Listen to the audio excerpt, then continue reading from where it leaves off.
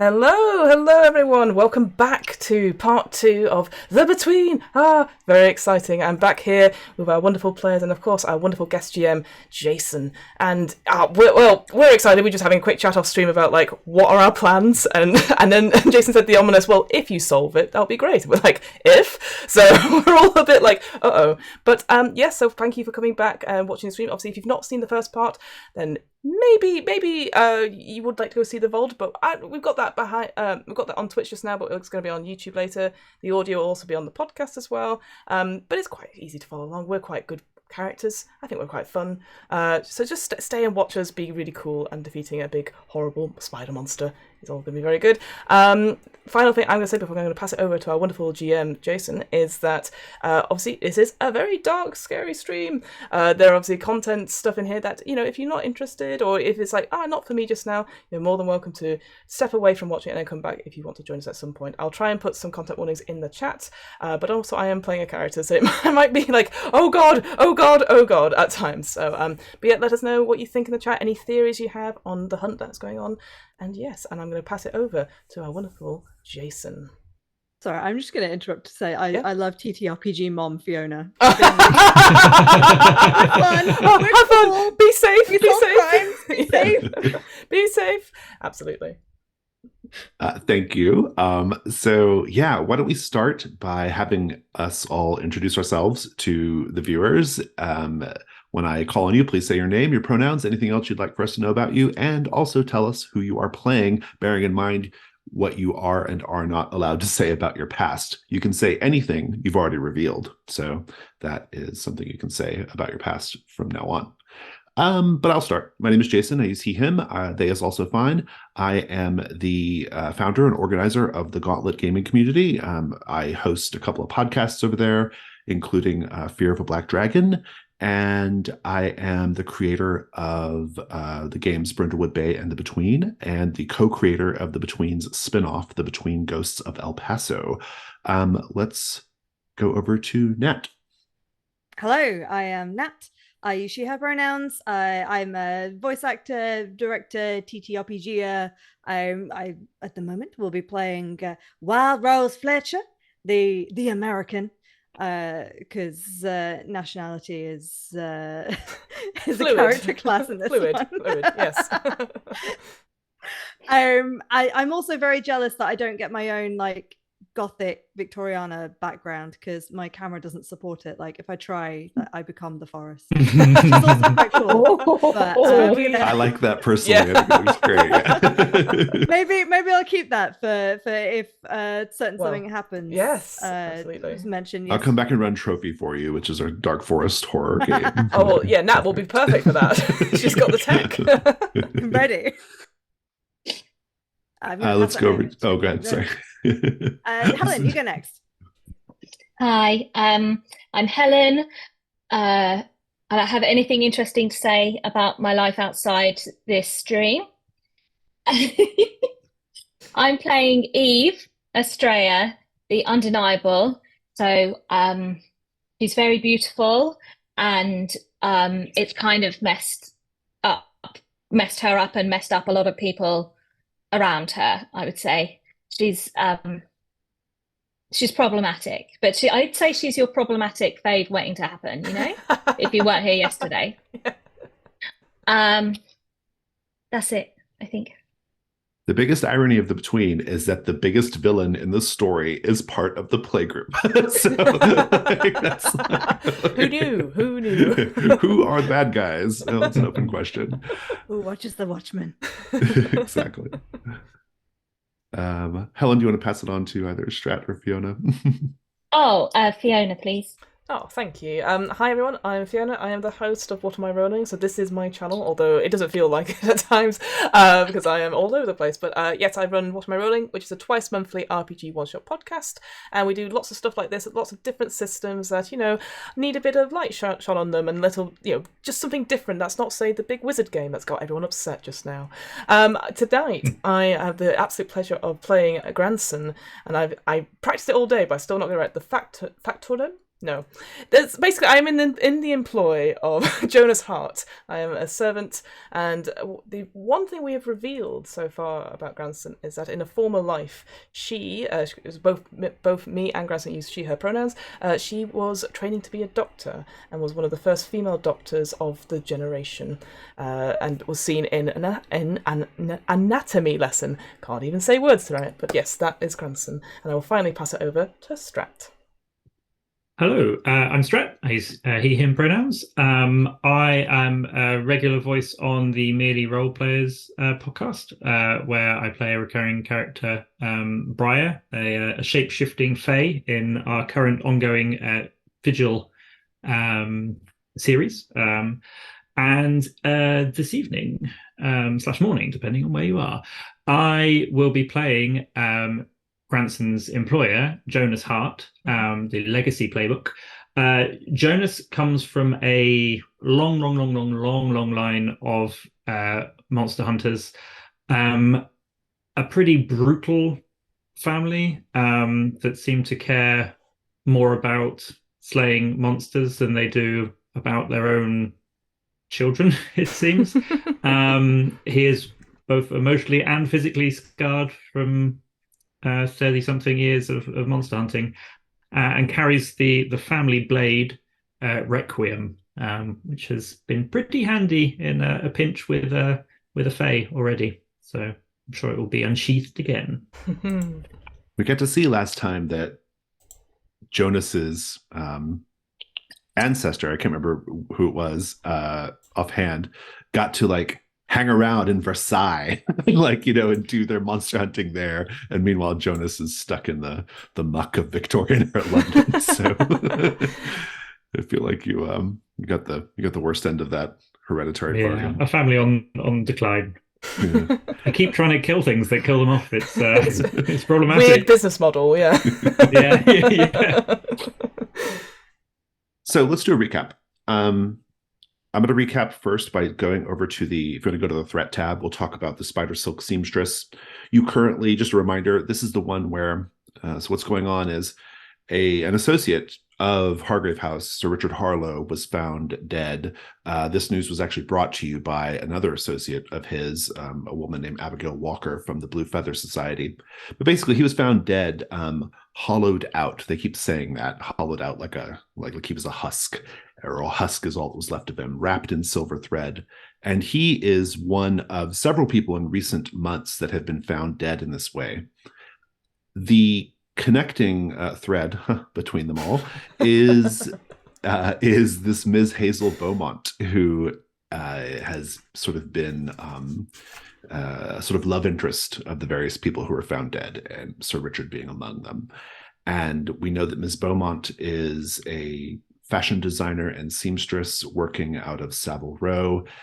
She has this very kind of avant-garde dress shop that we got to see last time, and she may have a couple of strange assistants, the sisters Sendula. You don't know their name yet, but they're keeping an eye on Wild Rose right now, and that's sort of what's going on there as far as just the overall thing. You're trying to figure out what to do about this Miss Hazel Beaumont, who you believe and indeed know is a fae creature. Now, we have 3 questions here. How is the creature ensnaring her victims? What is the creature's true name? Or what does the creature truly want? You can answer any of them, all of which unlock an opportunity to resolve the threat, meaning to stop the danger. The first one is a very kind of physical, violent sort of encounter, if you go with that one. The second one breaks her power to stay in this world. And then the third one, you actually strike a deal with her according to ancient fae customs. And if this game were to continue, and who knows, it might someday, that third one gives you access to a brand new move that everyone can do, as long as you're maintaining your contract with Ms. Beaumont. So I'm not going to tell you what the move does yet, but just know that is a thing. You currently have 6 clues, which is a really good number for all of these, actually. It's great for the first 2 questions, and then a couple more, and you'll be in really good shape for the third one. But basically, there was a letter from an apothecary that says it was addressed to Sir Richard, and kind of expressing regret that they didn't have something he was looking for, a particular plant. There was a major moth infestation at Sir Richard's apartment, very hard to keep under control. It started when Ms. Beaumont started coming around. Ms. Fletcher found a severed hand with a wedding ring in the back of the dress shop. Also found a jar of human skin, herbs, and spider husks near the same place. There was a book of fairy tales bound in blue leather, silver embossed, with comments and corrections in the margins. And then probably the most intriguing of the clues is Mr. Hart spoke to Ms. Beaumont, and Ms. Beaumont, we didn't see her fully, but we saw rows of red glowing eyes in the shadows. So that is sort of what's going on there as far as the clues go. You still have the Mask of Glamour available to you if anybody wants to bump up a die roll in the future. That's an option if you don't want to mark the ones on your sheet.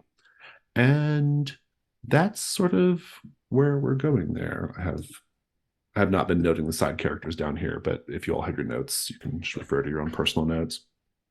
I can remind you too of the characters you've met if you need. Mm-hmm. And I think that's about it as far as the threats go. You currently have one mastermind clue, which came yesterday in the form of Grantson meeting a strange, enigmatic, wealthy woman in a carriage, who we got to see out of character at the very end of the session yesterday as well. That is our mastermind. And taking a look at the characters and your conditions, everyone but Mr. Hart and Grandson have racked up some conditions. So basically just Ms. Fletcher and Ms. Estrella. Those conditions are not necessarily negative, but they can be. They can negatively affect you. But in any case, if you want to get rid of them, the most efficient way of doing that is to have an intimate scene with another character while you're doing your vice. So that is how you do that. And I suspect we'll see some of that at the start. I did want to reflective. Sorry, I think that's reflective of how this has been going so far. Like, I don't know what Jonas Hart and Grandson have been doing. Nothing important. Eve Estrella and Rose Fletcher have been doing the really important hard work of going dress shopping, shopping to a and ball. parties. It's terrible, guys. It's really tiring. I can't. You won't believe. Yes, I was thinking exactly the same thing. Going, what have they been doing? I did want to, I was kind of going through the events of yesterday and thinking about conditions that I probably should have handed out, and I do this sometimes. I was going to give Grantson a condition to memorialize the encounter with the mastermind, and I was going to call it the Sapphire. I thought that would be fun. Yes, absolutely. And for Mr. Hart, I'd given a lot of thought to that as well. But Mr. Hart was pretty efficient last time. I don't know that Mr. Hart really earned any conditions, so I think you're probably okay. Are there any questions before we begin the day phase? Nothing from me. I think so. All right. Well, we'll kick off with the day phase. This does not always necessarily take place immediately after the previous night. It can be days or weeks after. This one does, though, because of how we kind of left certain events the night before. At the beginning of the day phase, I will present a new threat if there are less than 3 active threats. In this game, you can have 3 and as many, some very rarely, but occasionally 4 active threats going at one time that Hargrave House is having to manage. And even though this is a 2-shot, I am going to go ahead and introduce a second threat because that's what we would normally do. And who knows, we might play this again in the future. So in case we do, we're ready to go. If you want to follow along, it is called the Limehouse Lurker. I will read it to you. Although I just said that and I don't have it pulled up. Jenny Johnston, the proprietor of an opium den in Limehouse, tells you a story that has not yet reached Scotland Yard or the papers. 3 people have been found dead in recent days, the bodies completely exsanguinated. Lots of hollowed out bodies lately. The first was a sex worker called Soft Jimmy. He was found in a dark corner of the opium den that she runs. The second was a young mother, Charla Bell, found in an alleyway behind the Limehouse School, which is a workhouse. The third was a Chinese sailor, Xiao Donghai, found outside a pub near the Regent's Canal dock. This pub is called the Dog and Whistle. Jenny, an informal community leader in Limehouse, has been keeping the bodies in her basement. She's hesitant to go to the authorities because she fears it will cause trouble for the small but thriving Chinese immigrant community in the district, of which she is a member. She heard that Hargrave House has experience with matters such as this and has asked for your help. Who among you has the highest reason? Can't be me. I have one reason. I have Three of zero us. reason. It is I have Granson. mine. Oh, what? Okay. Granson. Yes. Granson, question. Mm-hmm. Hargrave House knows about creatures that drink the blood of their victims. They're called vampires. You particularly probably know about them because of who you work for. A detail in Jenny's story convinces you this particular vampire has the body of a small child. What is it? Oh, it's the body of a small child. I think it's the. I think the way the neck is. The necks are found when the bodies are found. You can see there's always been like a tight grip on the neck, and if you study at it or you see the pictures or whatever's drawings of it, the actual sort of finger tips or the grips or the prints are very small, almost like it could be anywhere between sort of maybe a 3 to 5 year old's sort of hand span. It's not, and it's certainly it doesn't go across the full neck, if you see what I mean. Some of these details are almost certainly pinging your radar, Mr. Hart, knowing what we know about you. The vampire in question, the Limehouse lurker, is physically a child. We're pretty convinced of that. But that doesn't mean it's young. Vampires never physically age beyond how old they were when they were changed into vampires. And an old vampire has to be handled in a very different way from a young one. Unless you're a heart. And then there's only one way to handle them. But in any case, you have a question. It's a threshold question, meaning there's another question that follows up after you answer this one. The question is the vampire young or old? It's a complexity 4. You have quite a lot of leads already on this particular threat. You know that generally you are operating in Limehouse for this one. There is the body found behind the workhouse. There is the body found behind the pub. And there is the body found in Jenny Johnston's opium den. So that is a thing. And for people watching the Twitch stream, Jenny Johnston is actually a play on a real life historical figure in London of this time named Johnny Johnston, who ran an opium den in Limehouse. So I like to throw that detail out there. I think it's fun. Very fun. So that is sort of what's going on there. You also have another aspect of the Janus mask available to you here, which is called the Mask of the Sun. So with all that said, I do want to find out what everyone's interested in doing, but I'm actually going to start with a scene between Wild Rose and Sylvia Belrose. I just realized you both have Rose in your name. And then... Had to be. And I'm also going to have Orrin Blackwood show up at some point to the Hargrave House. But otherwise, I am curious what everyone wants to do today. Even though you're welcome to start investigating Limehouse Lurker. I think that's great fun. But obviously you've got this one. If you want to try to get this one done today, that's also something you might focus on, the fairy one. So, Mr. Hart, what do you think? Oh, it's a good vampire. Good Limehouse. I don't know how I can avoid that. That's did we miss one? Is this the same one? Did I not kill it right? Or is it brand new? Is it brand new? That's is the this question, thing right? back? Yeah. I think the moment this word gets in, it just tears her off to Limehouse probably without a second thought. And I would join him. The door's already open. I've got my umbrella. Very good. Wild Rose, I do want to have a scene with you at Sylvia Belrose's place, but once that's done, what would you be interested in doing? I guess it depends on what the clue is that I get from there. I kind of want to investigate so there was the severed hand with the wedding ring. And this is me metagaming slightly. I appreciate. I think Wild Rose would probably want to see if she could get the ring identified to match it to a victim to prove that one of the people who went missing, their wedding ring has been found at this shop. Very cool. But I don't know if that would help with any of metagaming. I think probably what I would do help. with that is I would have that be like extra context that you went and found out once you get ready to answer the question. You could be like, Right. I researched the ring and found out the ring was this person or whatever. Okay. Right? Sure. Also, I'll point out that the daytime is a great time to do vulnerable move scenes with other characters in order to get conditions cleared. So I think both you and Miss Estrella could maybe stand to have a scene where you are getting vulnerable with each other, whatever that means in Ms. Estrella's terms. It's all relative, I think. As long as one of you is doing your vice, and I'll remind you what your vices are, well, really reminding the viewers. Ms. Estrella's vice is extravagant spending.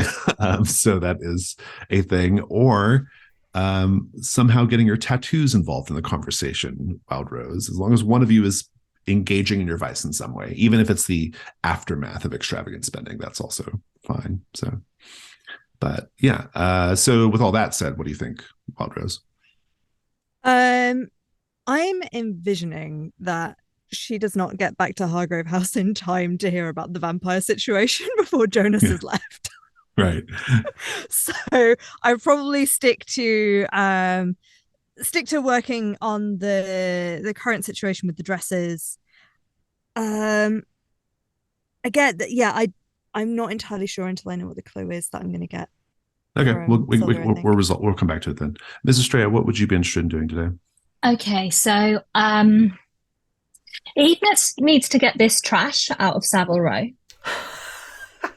And but the emotional side to that, if it exists within her, is that and this is still not nice, by the way, don't be ready to feel anything for her. The silk seamstress is more likely to be going after Eve's people than the Limehouse lurker. By a lot, yeah. So I think, she's gonna keep to her own. So why don't we start with Wild Rose for now, and then we'll kind of figure out where the scenes go from there. Mm-hmm. So you had done the Tall Tales move, Wild Rose, and you got the mid result, I think, on that. Mm-hmm. I think you bumped it up from a miss.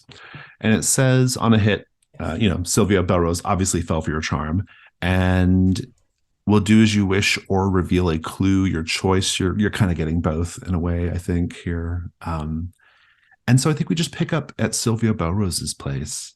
And I would like to be clear that the way that it's worded, like she'll do what you wish, just to circumvent it's running into slightly icky territory. Oh, like consensual stuff. It's not like Wild Rose was like, let's go to bed then, and she was like, oh yes, of course I must now. Right, yeah. Yeah. It's I'm making sure you don't get killed in the night, and let's. What are we gonna do while we wait? Oh no. Indeed. I think it is the next morning, and she is maybe in her dressing gown, sort of having breakfast when you get up, and she'll say, "What were you really doing at the Midsummer Masquerade last night? Doesn't really seem like you're seen." Is it that obvious? I thought I tried real hard to fit in. Nevertheless, the question stands. Who sold you that dress? The number I had on last night, that was from the famous Miss Hazel Beaumont. Surely you have heard of her, if she was the talk of the party last night. I have indeed. I've heard a few things about Miss Beaumont. What is it exactly that drew you to wanting to wear one of hers? She says, well, I've only met her once. It was at a private fashion show that was held at someone's home, a mutual friend. A Ms. I need her name. Hold on. Names on the flyer, tricky. Violet Thorne, a Ms. Violet Thorne, Another flower name. Yes. She says, And thorns. it was a private fashion show, and I was invited because, well, I'm a fashionable woman, aren't I? Of course. And she looked at me and she said, Miss Belrose, it would be an honor for me to put my clothes on you. And then she made a really terrific comparison to sometimes the canvas is more important than the paint. And well, I was utterly flattered. What can I say? I think she did a splendid job. It's certainly a very flattering dress. And she says, why do you care so much about Miss Beaumont? Surely you've heard some of the rumors. When was the last time you spoke to Miss Thorne? She says, well, I actually thought Miss Thorne was going to be at the party last night, but she didn't show up. I wonder if I should be worried about her. I don't suppose, and please don't take this as an insult. I don't suppose you'd mind sharing Miss Thorne's address with me? I might go Certainly and not. inquire. Yeah, she'll give you the address, no problem. And then she says, funny thing about Miss Beaumont, she insisted when we all were gathered to chat with her in private, she insisted that we meet in a dark room lit only by green lanterns. Don't you think that's funny? Well, it's certainly mighty odd. When you went, was there anything special about I don't suppose you noticed how they were green. Was it the flame green or was it green glass? Or... It was green glass. There's something about the color. She felt more at ease. That is mighty interesting. That's your clue, though. Great, thank you. I also wondered, this might be a stretch too far, a little cheeky. Given that I've handled this dress, was there anything about the dress itself to learn? The line of thinking I have is, if people are being turned into husks by wearing her clothes, is there something about the dress itself? I don't think there's anything about the dress. No, I think it's something else. Yeah. Great. Okay, that's good to know. In which case, Rose would finish the conversation by, so this is the famous breakfast I heard a lot about, and proceed to stuff her face before then heading out. I have a really hard time imagining someone like Sylvia Belrose eating beans on toast. That's just me. She's an East End girl through and through, I think you'll find. Sans, darling. Sans by her personal French pastry chef. Fabulous.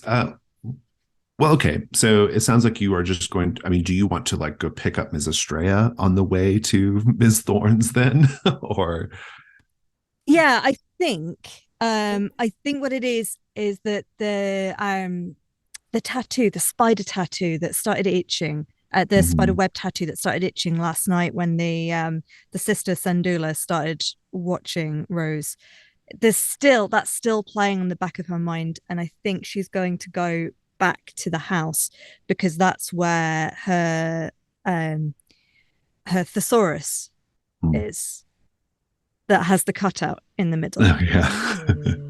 And in there, because you can't always rely on other artists in this day and age, especially in a place that you've not grown up or not been for a very long time. She's got her own personal little ink and needles set, so she's going to head back to the house first.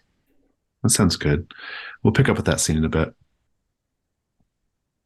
Why don't we just go straight to Limehouse with Granson and Mr. Hart? So we had, well, as a sort of, given your background, Granson, it might be most interesting for you to go look at the bodies. Jenny Johnston has the bodies in her basement. She's hiding them from everyone, basically.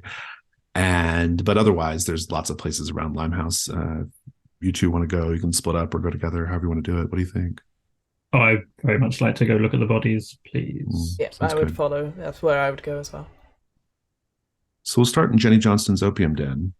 And I think it might be kind of fun, actually, to have a scene with the two of you in the cab on the way over, just because we might have some things to discuss. And we just haven't really seen the two of you have much of a chat yet. So I think we should do that. Role play. Well, I like the fact that even though Jonas is a big man, and then we've got quite the small grandson, they are on the same seat. They're not like back or forth with it. So she's a little squashed next to him, but doesn't show it. You bought your bag, I hope. Of course, Mr. Hart. You dealt with vampires before. I am au fait with them. Easier than Fae. Fae talk, Fae bargain, Fae play games. You see a vampire, you kill it. Simple. How was the shop, Mr. Hart? Find any clues? I mean, I found a message. I found a display. I found corpses positioned like toys, like playthings. And I think I found her. But she left. She didn't flee. She wasn't there all of a sudden. She let me go, or at least allowed me to go without a fight.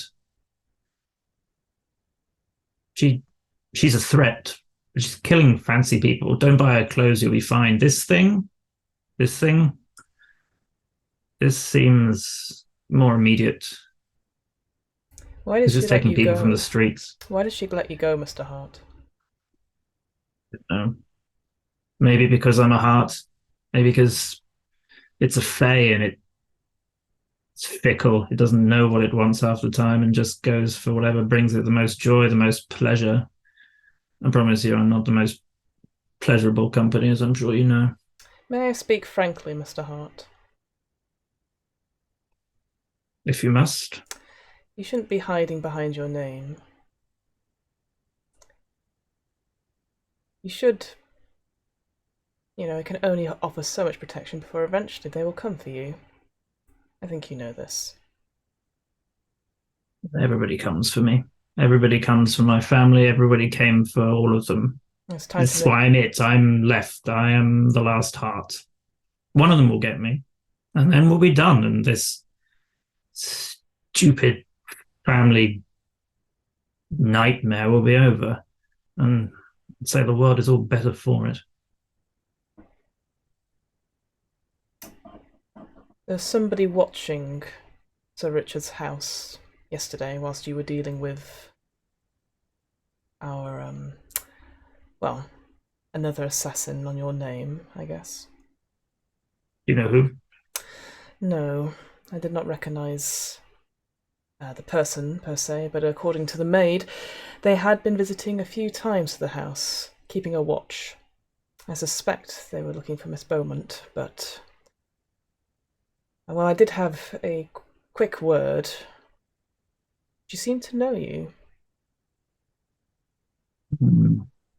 What was she like, this woman? Oh, like any higher up, beautiful, gorgeous, a sapphire around her neck. She knew you, she knew the others, she knew about Hargrave House. Did she threaten you? Did she threaten the house, the team? I think she tried to, giving those information. I will keep a lookout, see if the carriage appears again. maybe give the description to the others. See if Miss Fletcher and Miss Estrella keep an eye out for on their travels. I think this is probably the good justification for the vulnerable move. If Mr. Hart, you were under the influence of laudanum during that scene by chance. Well, it's quite common, I think. I open my bag. Exactly right. Yeah. The vial is missing. Precisely. The way this move works, let's read it out.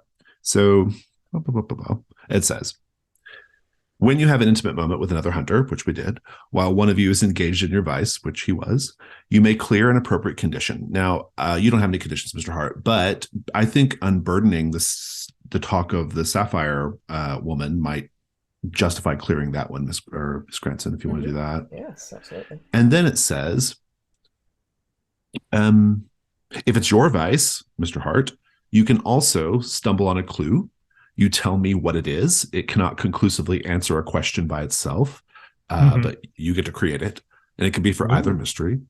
Or invite Granson to ask you a question about your past. You must answer truthfully, but not necessarily completely.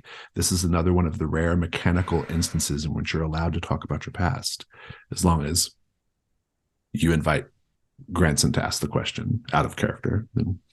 Oh, if it's rare, then let's do it. It's only a 2-shot. Let's lead into the rarity. Think of your question, Granson. Yeah, think of it. Oh God. Okay. And then we'll come back. Yes. Yeah. So, Wild Rose, this is your tattoos is your vice. So, set up this scene with Ms. Estrella. Where is it happening, and what's going on?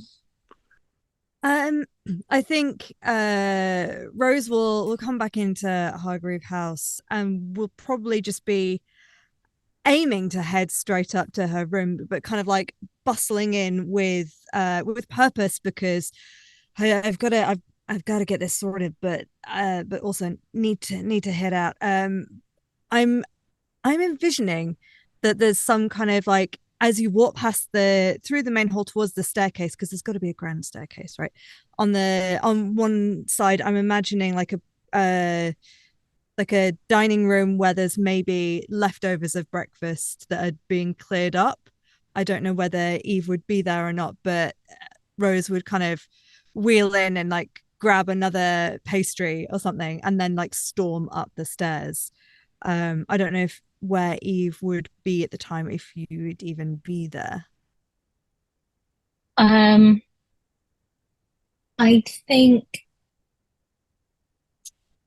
let's have Eve accost you in the hallway.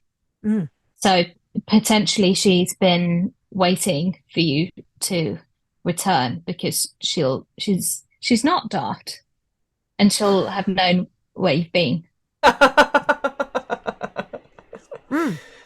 These are great. Did you have any? No. Oh, why not? You're missing out. They're real good. How was your evening? Eventful and useful. Lots of information. Good time. Yours? Well, mine was fine. I suppose if you're telling me that you have this information, would you like to share? Yeah. I have a little thing I got a little itch I need to scratch. Did you not do that last night? Different kind. Okay. Come. Let's walk and talk. Well, I'm on continuation of pastry. So, as we're bustling into Rose's room, reaches up, grabs the thesaurus. I think you've probably seen her do this before, whether you approve or not. So yeah, Ms. Belrose, who I was just with. I don't know if you know her. She was wearing one of the dresses made by Ms. Beaumont. She seemed to think that Well, it's possible that her friend, Miss Thorne, I don't know if you know her as well, might be in danger. She was supposed to be at the dance last night, but wasn't. And there was also something about green glass. Miss Beaumont requested that they all meet in a dark room lit only by green lights. So I think if we're trying to stop her, we need to figure out, I don't know, does red lights work? Is that what is that going to harm her? Or if we're going to try and persuade her to stop, then maybe green lights would be helpful. And whilst she's sort of business with all this information, it's pulling out the needle and inks, and is going to start over the top of the spider web, which I'm picturing actually is on the inside of one of her arms. She's rolled up her sleeve. Spider web is there, and she's going to start tracing over it with a long stem and start put buds on the end like lavender, but it's all just in the black ink over the top. Okay. Like this is all just such taunting of Mrs. Straya. I know. She's like, okay. Well, it's interesting to know that Sylvia had one of Miss Beaumont's dresses. Although whether I would really call that a dress, I don't know. It's virtually underwear. Worked for me.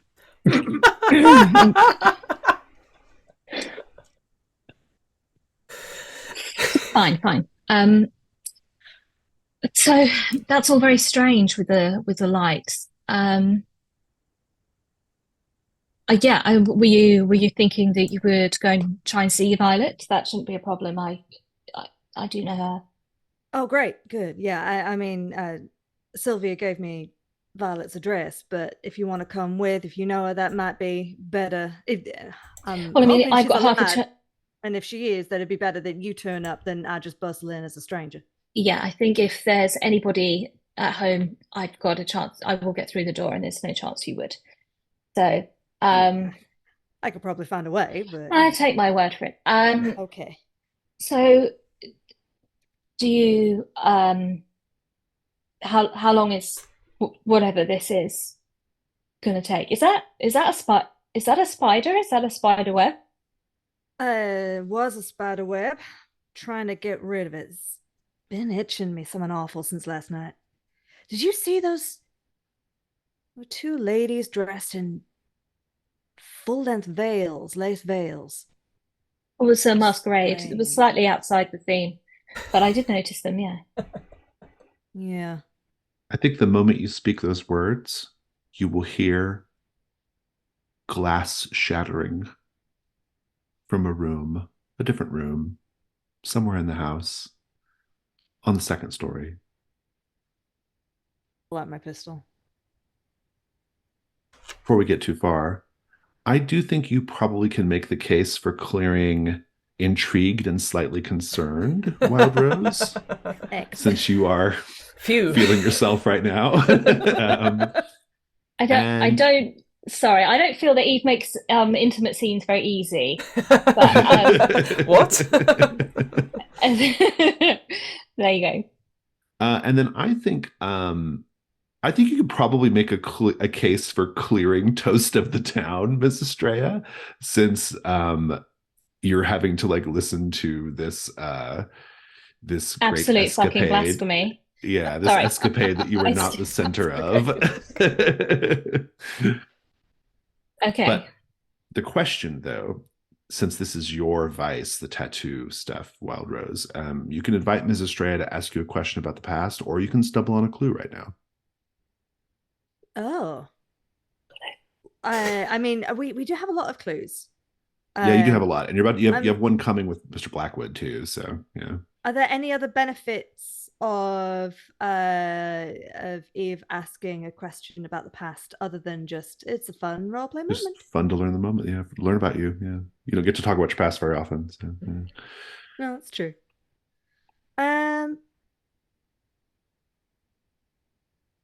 No, I think we've seen little glimpses of Rose. I'm happy to take another clue, and I think she's also instantly concerned about what that glass is. I will say that as she finishes the lavender, Mhm. I think just before the thing goes off, there's almost like a little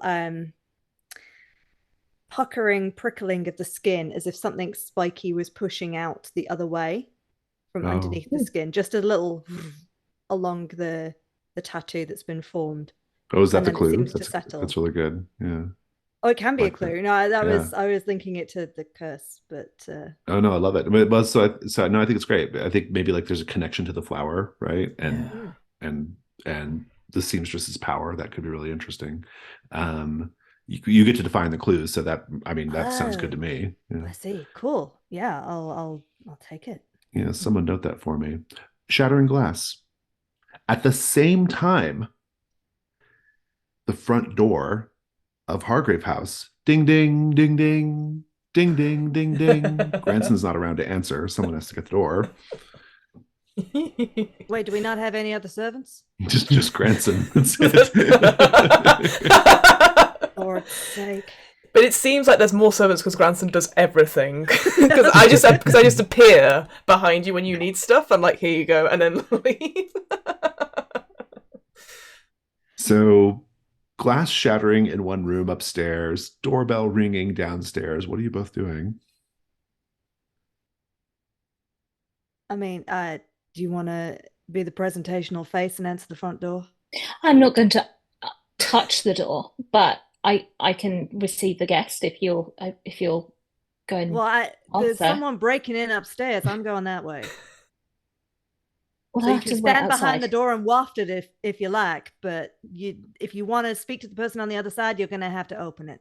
I'm going to head upstairs. I'm just going to leave the room. Ding ding ding ding. I don't understand what's happening in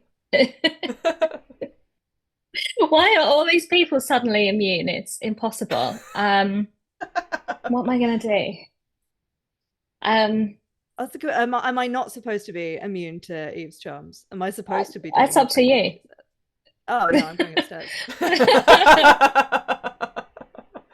Let's cut I over know. to Mr. Hart at Granson. Let's have your question, Granson. Maybe this is being Yeah. posed on the walk up to Jenny Johnston's. So yeah, so is this is a clarifying question? So do I ask the question in character? It's up to you. You can Okay. handle it however you want, in Cool. character or No, just yeah, out of no, character. I will do. I'm just yeah, cool. Yeah, as we sort of get out of the carriage, obviously I hop out first and then open the door. And just before we go, I'll say, I know, Mr. Hart, that you've been on, well, probably thousands of these now, but I do wish to ask, was there a particular hunt or job that sticks out to you more so than the rest? Full of questions today, Granson. Let me think. Let's just say there have been thousands, but perhaps, yes, perhaps it was the golem that perhaps stands out to me most was a particular quarry. It was most things, most beasts, most creatures, they act on instinct or with a malevolence or with a plan. There's something driving them, something they want, something behind it all. But with this golem, it was made and it was set loose. Its acts almost seemed random, its violence tumultuous, its strength more than anything I suspect many hearts have faced. And to destroy it, well, the furnaces were barely hot enough. It took 3 days to lower that damn thing down there. We lost 4 of the family on that one. And then there was just me and my father left.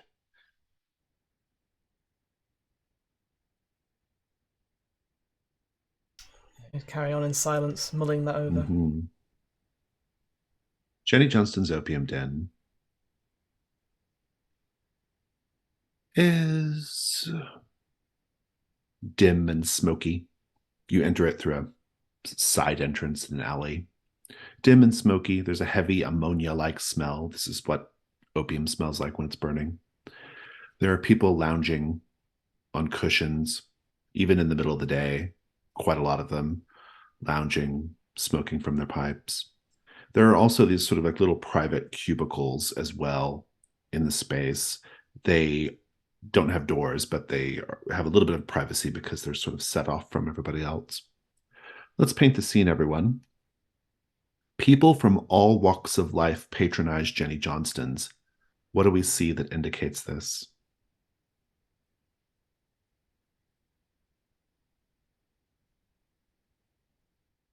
I think in one corner, in the darkest of shadows, is a very high-ranking politician, probably in sort of cabinet level or something like that,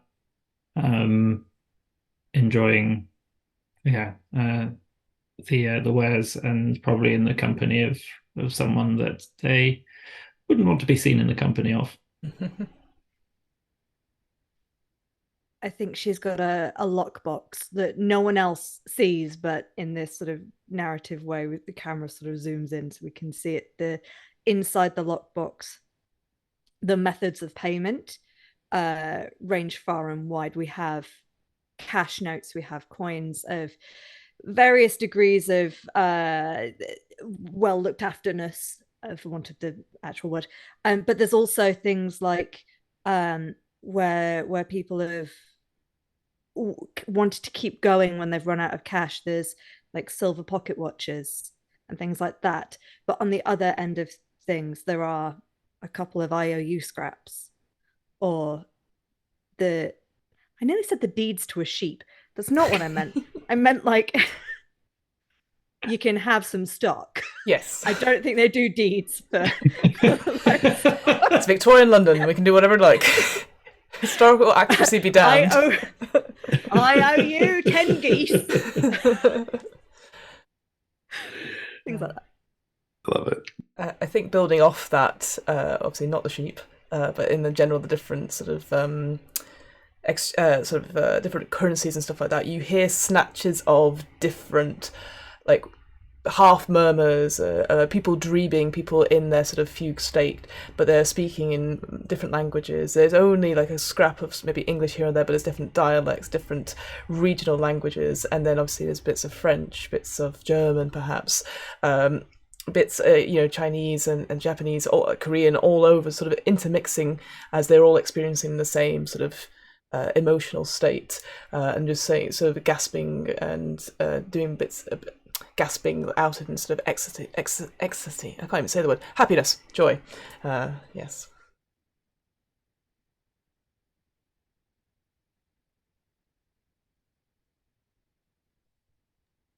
I'm finding this a hard question. It's okay. We can move on.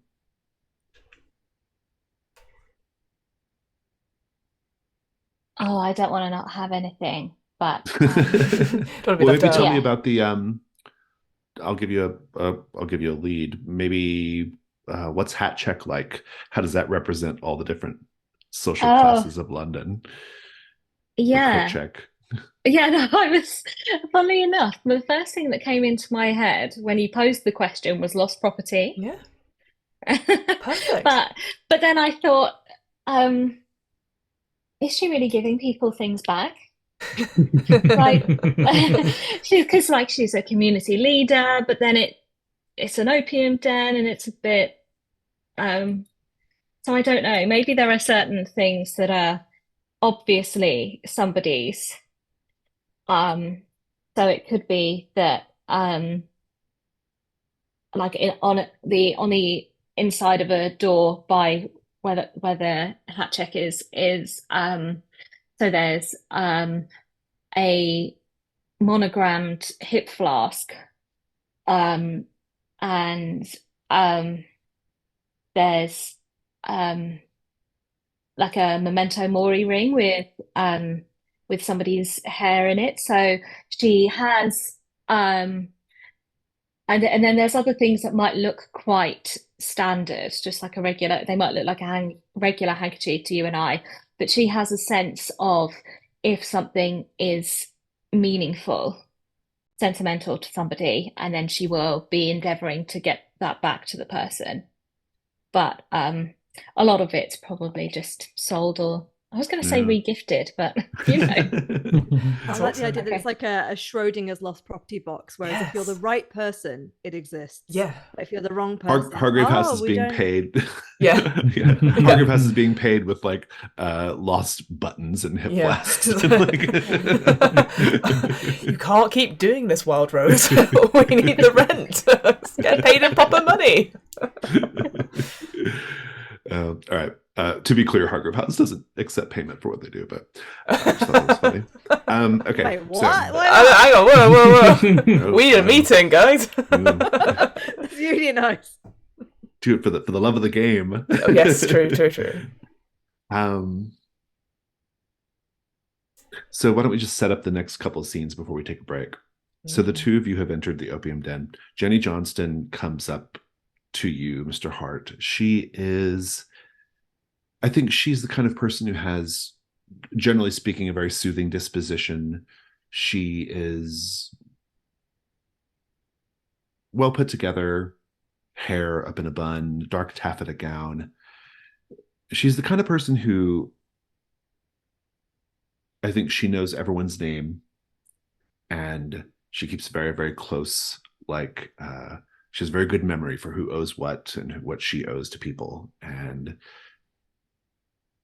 she instantly, recognizes you, Mr. Hart, because she was just at Hargrave House. And she says, Mr. Hart, thank you for coming so quickly and here she gets a little quiet, to look into this rather unfortunate matter. I would be happy to take you down to see the merchandise. Lead the way. This seems to be an immediate worry for us. I want to get to the bottom of it. She will lead you out. She'll lead you sort of through the main area, through a little side hall, which will take you to some stairs down to where she keeps the body. But in the meantime, as you're following behind Granson or whatever you're doing, Granson, in one of these private cubicles, there is a gentleman smoking opium. He stands out because he is wearing a very elaborate sort of long gold kimono with soft slippers. And most strikingly, he's wearing a full face mask in the shape of a sun with a little hole in it where he can smoke the opium from. And as you walk by, he gives you like a dip of his head, just to show that he sees you, he acknowledges you. Meanwhile, back at Hargrave House, ding, ding, ding, ding. The doorbell is still ringing, Mrs. Straya. I would like to ask a question about their opium den, just real quick. Sure. So was that a formal clue, Mr. Sunman, or is that just imagery? Just a Very cool. Detail. Yeah, I wasn't sure if that was connecting their mask to that particular threat. Right. Okay. I mean, you can interpret it however you want, but that's what's in the opium den right now. Okay, thank you. So at the house, you don't need to ring the doorbell again. She's there now. She's getting. She's pulling a handkerchief from her bosom, right, and she's putting it around the door handle, and she's opening and then she just throws that on the floor once she's got the door open. I think as soon as you open the door, Mr. Blackwood is there, and he goes, "Well, my goodness, man, it took you long enough to answer the oh, Mrs. Straya, what are you doing answering your own door?" I think all of the staff must have passed away. I have no idea. Anyway, would you like to come in? Well, I would love to. I find myself, frankly, quite distraught at the idea that someone of your magnetism and beauty should be forced to come and open doors. I mean, it's dreadful to even contemplate. Yes, tell me about it. Yes. No, please don't tell me about it. So, yes, would you like to come through to the drawing room, take a seat? There's nobody Yes. around to offer you anything, so I hope you didn't. I shall just get nothing wrong. myself, both of us, a little afternoon aperitif from the bar cart, say. And he goes into the Lovely. drawing room. He says, "I'm so happy you agreed to meet with me this afternoon, Mrs. Straya. I have some really fantastic ideas for this new piece, and I really just want to pick your brain. And, well, I want to understand the real Eve Estrella. I want to understand what makes you tick, so to speak. Not that I would compare you to a clock, but..." Well, there was something that I wanted to understand as well. Yes, the business of Miss Beaumont. I can't imagine why, but... Well, I'm not going to tell you a thing until you can give me everything you know about Miss Beaumont. And he kind of gets really close to you at this point. And he says, "Mrs. Straya, given that you live in this house," and he looks around, and Hargrave House is a kind of a monstrosity, to be perfectly honest, "I have to imagine that you are, well, I've heard the rumors that perhaps you have an interest in matters related to the supernatural, or the other side, as it were. Is this true?" Well, I've heard a lot from my friends about the possibilities of things being more complex than we can see, and I wouldn't say I'm disinterested. "Mrs. Straya, you might think me very foolish for saying such a thing, but I believe the Fae walk among us. And indeed, I think they inspire our greatest works. I like to imagine that Shakespeare performed his midsummer play for Oberon's court. I know that's very silly to contemplate. Mrs. Straya, will you be my Titania?" Oh, jeez. I still do not feel that you have enlightened me in any way. Meanwhile, Wild Rose. Wild Rose, you did hear glass smashing coming from one of the rooms. There are many, many disused rooms in Hargrave House, and this is one of those. What do you do? Pistol out at the ready, but I'm trying to stealthily walk along the corridors and see if I can hear any other movement. If I can pinpoint which room the smashed glass came from. I know you said you can upstairs. Yeah, you can, because there's a strong afternoon breeze coming in through the, no doubt, window that was smashed open. You can hear it kind of whistling.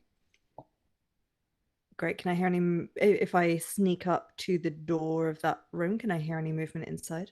No movement, no footsteps. I'm going to very carefully and quietly turn the handle and open the door just a crack. That feels like a good place to have our first break. Oh no. That does indeed. All right, we will be back in 5 minutes. 5 sounds good. Yeah. All right, say, will Rose open into a room full of danger? Likely. We will be right back. Bye, guys.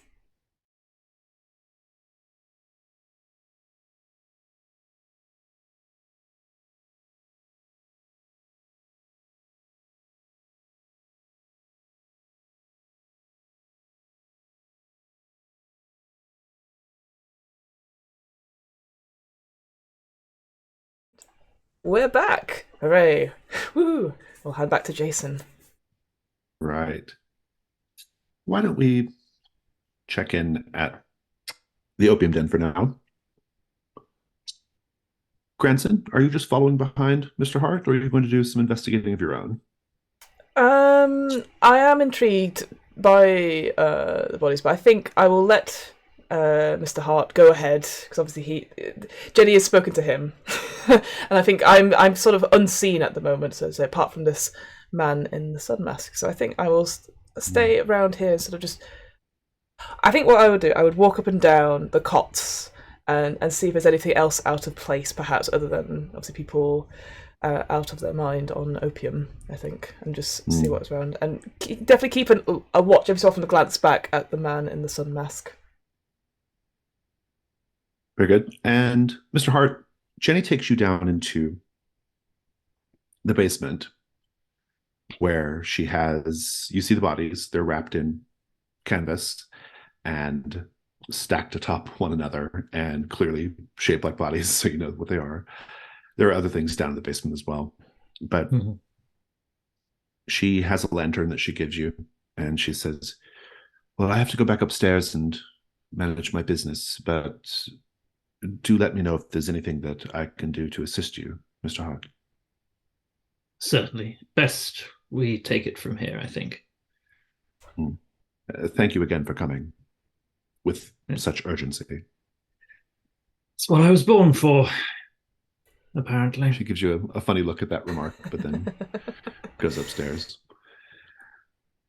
Well, you have the bodies. What are you going to do? So, first of all, I haven't noticed Granson's gone, and just kind of hold out hand. They go the tincture, and look around and go, oh, yeah. Fair enough. I guess we'll do this the old-fashioned way then.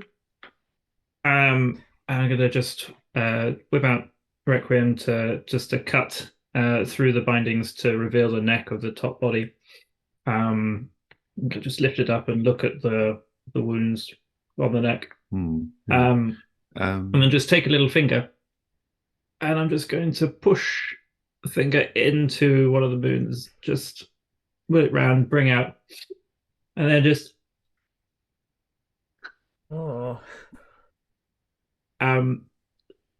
tainted, but how far? And I'm trying to do a clue move here. Yeah, you can do the information move. Yeah, I'm trying to do some information. I was letting you finish. Yeah. Roll with reason. With reason. There's a reason. Scroll. Okay. So that is a 7. Okay, I'll give you a clue. There's a complication with it, but we'll. Okay, that's fine. I was trying to work out what the fail was because I'm only rolling the dice. 6 or lower. There was a bit of worry there because I figured, putting that sort of fluid in you could go quite wrong. Or just putting your finger into the other creature, lose a finger. Yeah, the old-fashioned ways were dangerous. If you had been there, Grenson. I know, bloody. I'd be like, use gloves. Granson, you're walking up and down the sort of rows of the patrons of the opium den. And it's a very quiet space. Mostly everyone just smokes and minds their own business. And very few people are like what I would classify as lucid right now. Indeed, your friend, who you're keeping an eye on, who's keeping an eye on you, says in a loud enough voice for you to hear and doesn't seem too concerned about other people hearing him. He says, I think you'll find that most people here are not, well, terrific conversationalists. I will turn around. And you are a good conversationalist, then? Yes, it's something I pride myself on. Join me. I don't partake. I have seen what damage it does to people and ruins their lives. I'm here on business. Well, that's somewhat depressing, but I am not going to cast any aspersions on how you choose to live your life, Mr. Granson. A lot of people seem to be know my name. Tell me, if you know my name, I must know yours. I think it's interesting he called you Mr. Granson. I did clock it, but I didn't react to it. Yeah. And that he knows your name. Yeah, that was the more because normally people just call me Grandson, never the first bit. So I clock it. So he says, "You'll have to forgive me. I have a tendency to see into other places where other people do not normally look." Intriguing. Tell me, you are someone that looks into places.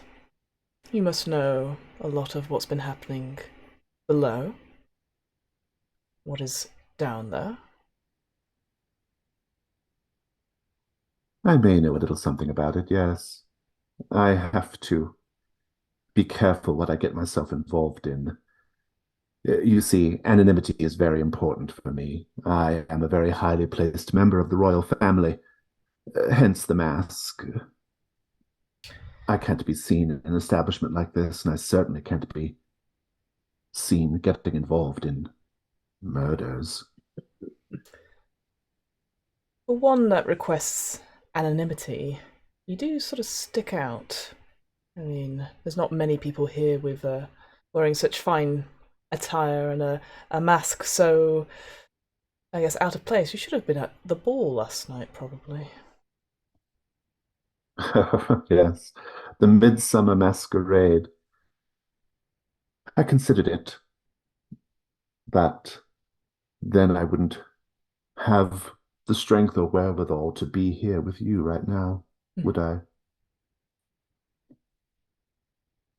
Indeed. You're fine. If you wish to remain anonymous, that is fine. What do you know? I may make it worth your while for my employer. I have to remain anonymous. I have a very, very important ministerial position in the government, and it wouldn't do for anyone to see me in a place like this.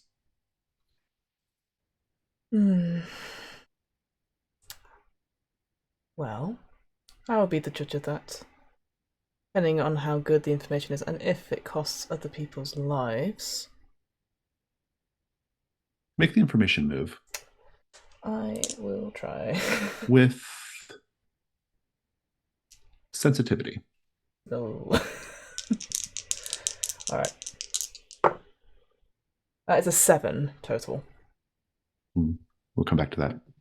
Okay. Wild Rose. Yeah. The sisters Sandula are in this dusty, tarp covered, well, the furniture's covered with tarps, this room. They're there. There's enough light pouring in from the window they just busted for you to see them. They are standing there and they speak. They do this sort of speak where they finish each other's sentences. They bounce back and forth between each other. Hate it. Lovely. Yep. They say,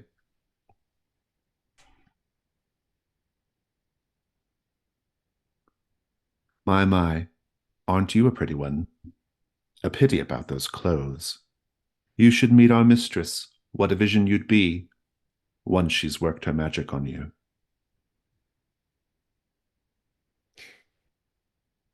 Are we assuming that I've gone in the room, or am I still standing back to the door with the door slightly ajar? I was under the impression that you had gone in enough to see what's going on. I see. Fair enough. But they've clocked you anyway. So yeah. Sorry, what are you talking to me? Yeah. What? Head round the door. No one else in the room. Brady Bunch style. Oh hi. Oh no. Oh, room full of nightmares. Goodbye.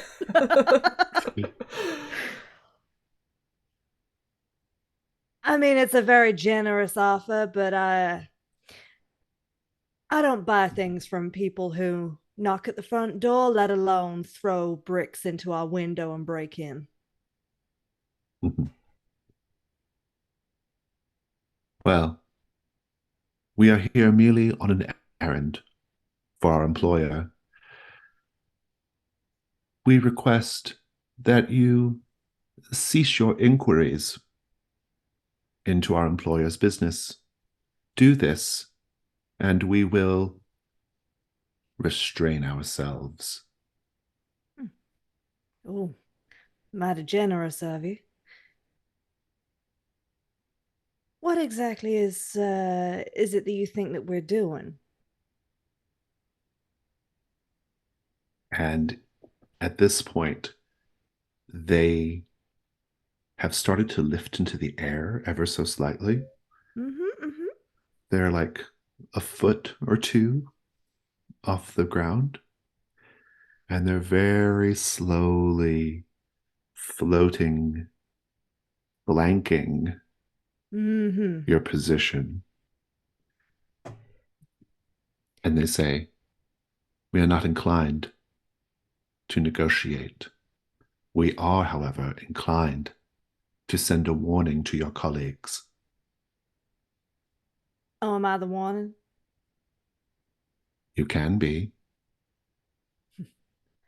Tempting. Why don't you send a warning to your mistress instead and say that we don't care if she hangs around and sells her clothes? They're fine. But she needs to stop murdering people. And if she doesn't, then we're going to have to deal with it. You understand me? You feel a little prick in your neck. The tiniest little pinprick. It's a needle, a sewing needle, attached to a very fine black thread emanating from one of the Sister Syndula's sleeves. You know, I'm no danger, usually just the very one. Peculiar about who I let do that to me. And then there's another from the other side, and another. Perhaps we could dress you in fine silks right now. You know what? I'm fine with what I'm wearing. I'm going to shoot the one on my right. Yes! Very good. Let's do it's actually going to be the night move, given the circumstances and the location in the house. Oh. Have you had a day move yet, Nat? They all seem to be night moves. And it's getting worse. Because you're marked by the Sister Syndula, you're at disadvantage. Oh, no.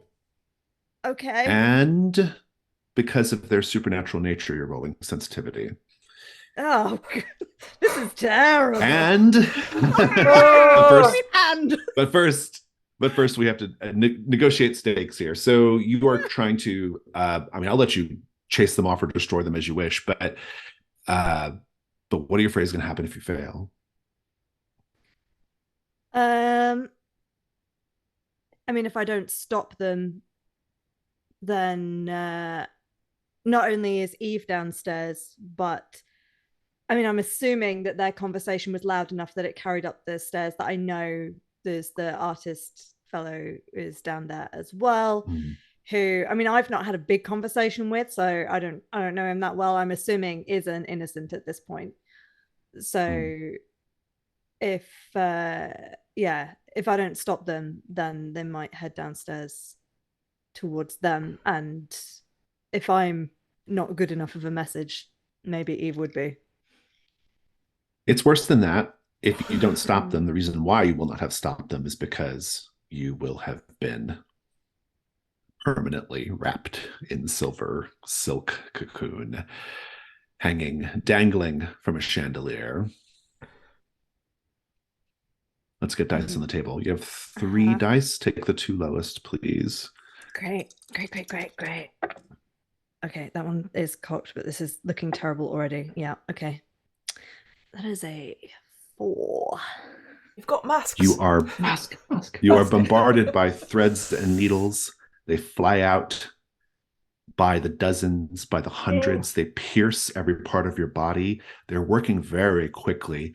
The Sister Syndula just hold their hands out over you, almost like in a manner of prayer, as the threads and needles just work through your clothes, then through your skin. They come up through the soft bits of your neck and your cheek tissue and your ears and your eyes and your nose and your tongue. And you are just wrapped and wrapped and wrapped by the thread. And you feel yourself hollowing out. You are drying up. You are withering. Your organs are desiccating. And if you don't put the Janus mask on, you will soon be dangling from a chandelier in the middle of the foyer. Assuming you do. I mean, I think I might. might be worth it. I wanted to check though. You said there were other mask options. Yeah, so you can take the mask Glamour because you're dealing directly with the spider silk seamstress, so that is an option. Or you can mark your past or future. What does the Glamour one do? I'll read it to you. The Mask of Glamour. Now, these threat masks, they can only be picked once. And even though you pick it, usually everyone has to do something. Ooh. And so in this case, each hunter will narrate a flashback to a time when they peered through the veil and glimpsed another world beyond this one. I might do that. Yeah. That sounds fun. Mm-hmm. That takes your roll up to a 7 to 9. I will tell you that the complication is you're only going to be able to take out one of the sisters right now. But the situation is otherwise under control. We'll come back to that. Mr. Blackwood he says, I say, he's like, have you ever considered mounting a production in this place? I mean, my goodness. I mean, I could see all sorts of fantastic horror productions, something with lots of blood and darkness. That's not really my forte.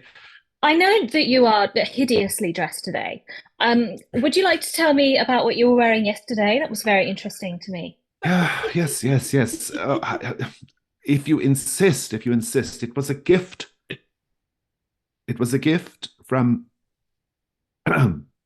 gift from Miss Beaumont. I was actually instructed by Miss Beaumont to gift it again to your Mr. Hart. I'm not sure why. But you wore it he didn't yourself. Show up to the Midsummer Masquerade. I've still got it if you want. Yes. I nearly forgot until you reminded me. Yeah, you should get. Yeah, is it in your bag?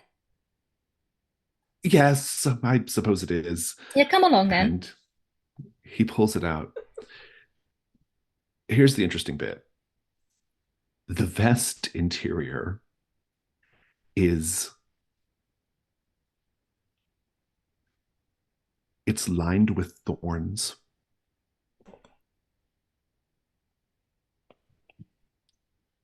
He says, oh, those weren't there before. How unusual.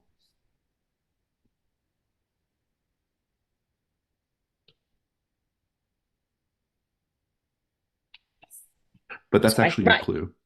She was targeting Mr. Hart for harm in advance.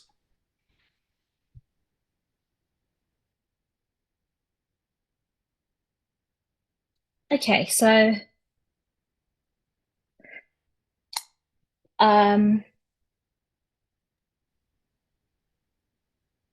play. Okay, so Eve is gonna she'll reach out for this shirt once he's, whatever. So she'll reach out a hand to take it from Orin. And does he just hand it straight over? Does he attempt shenanigans? Yes, I think he was there to try to also fulfill his end of the bargain. Okay, because people keep doing shenanigans. Right. So great. So she's holding this up. and she gets like a single eyepiece magnifying glass out, and she's looking at the lining, and she just turns her back to him entirely, and she lays it down on a table and is looking at it Yeah, it as is. if she's forgotten that he's there. It's lined with thorns, and additionally, Hmm. it's embroidered on the interior, which is weird because you wouldn't see it. It's embroidered in the interior with a very, very sort of complex, almost ritual-like pattern on the inside. Okay.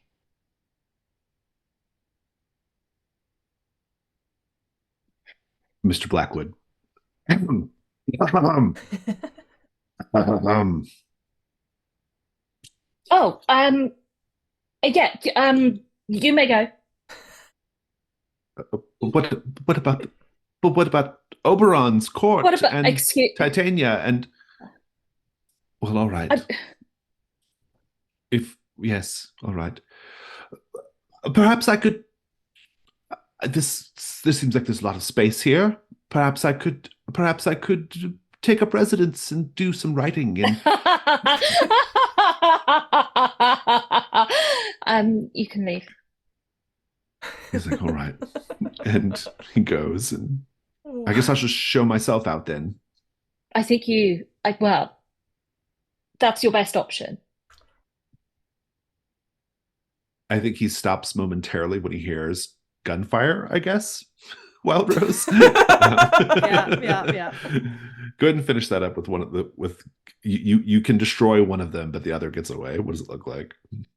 So I think as the sisters go to shoot more needles into Rose, I mean, this is something she's kind of used to a little bit. It's actually her vice, so it's not until it got to overwhelming levels. It's not the most terrible thing, but yeah, she pulls a pistol out and whips it round to shoot the one on the right of her, and then the left arm goes around, wraps around the threads on the left hand one, and yanks her down, and is wheeling round to try and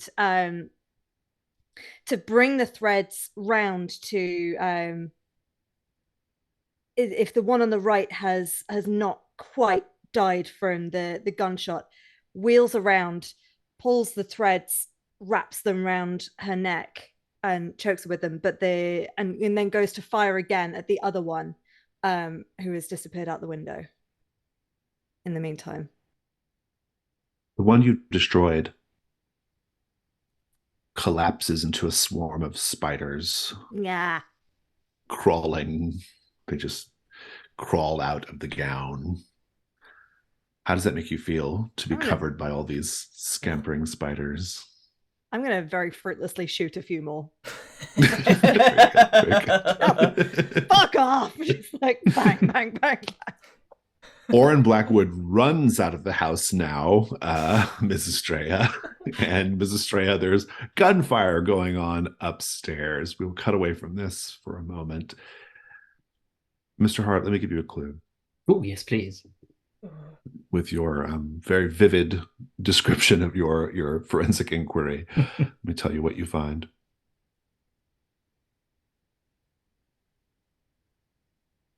Curiously, you don't find anything you fiddle around with the hole, you taste the whatever's there, the residue. Or whatever. Yeah. You're doing all that. You notice, if you tear open the cloth a little bit more, that one of the victims, it's the male sex worker, Soft Jimmy. He's clutching a toy Viking ship, very intricately crafted. Jenny Johnson didn't mention that his body was found holding a toy Viking ship, but they must have just left him the way they found him. And that is your clue. Intriguing. Thank you. Grandson, I owe you a clue as well. The man in the sun mask says,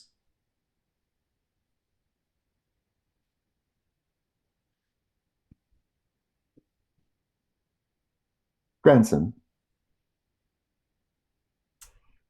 Hmm. I have alluded to the idea that there are multiple realities, multiple worlds beyond this one. And indeed there are. I am always attuned to these worlds. In one of them, you are a Mr. Cranston. In another, you never even reach adulthood. There is an even more interesting and perhaps disturbing world beyond this one. It's very, very similar to our own. It is, in fact, our own world, but it's very, very ancient. It never lurched into the modern world, into the modern times. It's stuck in a time when the sun was new, when old spirits and old gods played and made war with each other. I see all these things at all times, Mr. Granson.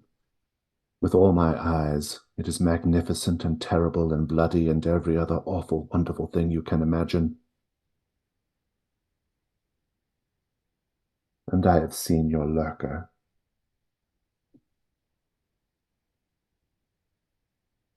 Where is it? Here, this cubicle is where he murdered poor Jimmy. And he points up at something that you didn't see before. It's not the lurker. No, it's so funny. In most games, I always forget to look up, and I'm like, oh, you should always look up in a horror game. So that was Fiona reacting like, oh, always look up. Yeah, sorry. He points up, and he says, look at this. And it's like a drawing in charcoal. Mm. There are drawings like this in the very, very old parts of London. It looks sort of Roman. Mm. This particular one is a depiction of a Roman phalanx. That illustration was certainly not there before the night young Jimmy was killed. How far is it off the ground, and how big is it roughly, would you say? It could be reached if the child vampire was standing. Sure. Yeah. Mm-hmm. Yeah, I assume you're sitting down now with him. Yes, yeah. Mm-hmm. Curious, don't you think? It makes me wonder if your lurker is like me and can see into the past, or at least has fond memories of it. Hmm. Thank you for sharing that. Your identity will remain between us. Should I need your services again, should my employer need your services again, where can I find you, or where can I call upon you, should you wish to be found? I am frequently here, Mr. Granson. But of course, you have to help me maintain my anonymity. I am a very famous artist, and I don't want people to think that my inspiration comes from smoking the poppy, now do I? Trust me, we have artists at our house all the time. They get away with all sorts. But rest at ease. I will not divulge any secrets. He nods and leans back and takes a drag off his pipe. I think we are just... No, go for it. Go for it. Go ahead. No, I'm about to wrap the day. Yeah, that's what I thought you were doing. Yeah. Let's wrap the day phase. We're going to have kind of a longer dusk phase as you all hammer out your theory for what's happening with the spider silk seamstress. So let's move over into the dusk. You have... Well, let's just go to our little tracker. I was gonna try and go to. I thought it was still earlier in the day because I was gonna try. Oh yeah. I know you want to go see Violet Thorn. Time. Yeah. Well, it's also just a matter of like You have to imagine this like a TV show. Like in the TV show of our game, we don't see every single thing the characters do, right? Yeah. But you will have a lot of clues, and sacrifices have to be made right now. So That's fine. That's fine. you have 9, in fact. Yeah. But Violet Thorn might figure into the solution, right? Mm. And to the resolution. But getting back to our tracker phase. Okay, or phase tracker. Okay, let's do the quickening first of all. Let's see if we have a werewolf to cope with as well, or whatever kind of were creature you are. You can choose either composure or sensitivity. I mean, it's gonna be composure. Okay. Oh my god, they both landed. I'm going to put you at disadvantage. Oh, really? Because of the fight with the Sister Cinderella. Yeah, fair. Okay. Yeah. Well, I currently have 2 5s. Okay. There's another. Can I lift this up without knocking them? I had 3 5s. 3 5s. Whoa. That's an 11 total. So are you taking it with composure or sensitivity? Because I guess it doesn't really matter either with way. Composure, it's 11. With sensitivity, it's 10. Very good. So you're good to go. You're very vitality infused for the night move, or for the night phase. I think as it as the night closes in, all of the places where the needles had pricked Rose and the tattoo that she drew on herself, there is a moment where she sort of is braced against like a chest of drawers or something, and all of those minuscule wounds push back out as if needle-like thorns are pushing back out of her, and then she grimaces and they all back in. Love it. Yeah, that's great. Fantastic. Let's talk about Hargrave House. Let's paint the scene about Hargrave House. We've seen quite a lot of it today, but we'll see a little bit more right now. We did the trophy room last time, if I'm not mistaken. And so let's now go to the dining room. You don't all take meals together very often, but tonight is an exception. You are all going to have a meal, no doubt prepared by Granson, or at least served by Granson. What's on the menu? Everyone says one thing. Ooh.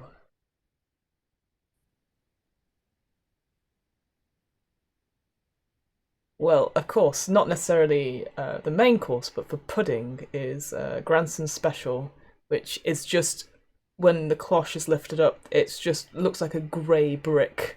It's nutritious, but and delicious. Oh no! But does not look appetizing at all, and would serve it like. And when it's a slice, there's definitely with a knife, and it takes a little bit going through. It's a little bit solid, and it just sort of, as it falls off and plates get handed out. So now we know why you don't take meals together. Yeah. we're more of a dining out kind of scene. Exactly. Grayson's grey brick dessert. So yeah.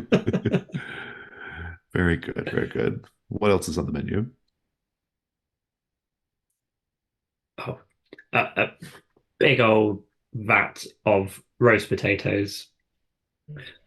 Partly because I've just been craving roast potatoes all day, and sometimes you have to bring a bit of yourself to the game. Yes, I second that.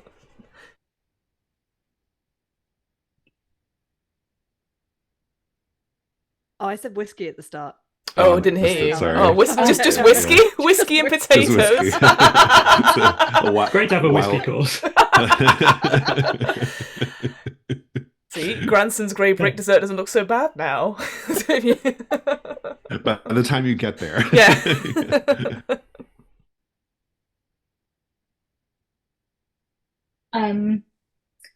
I think between the 4 of us, we can roast a chicken, right?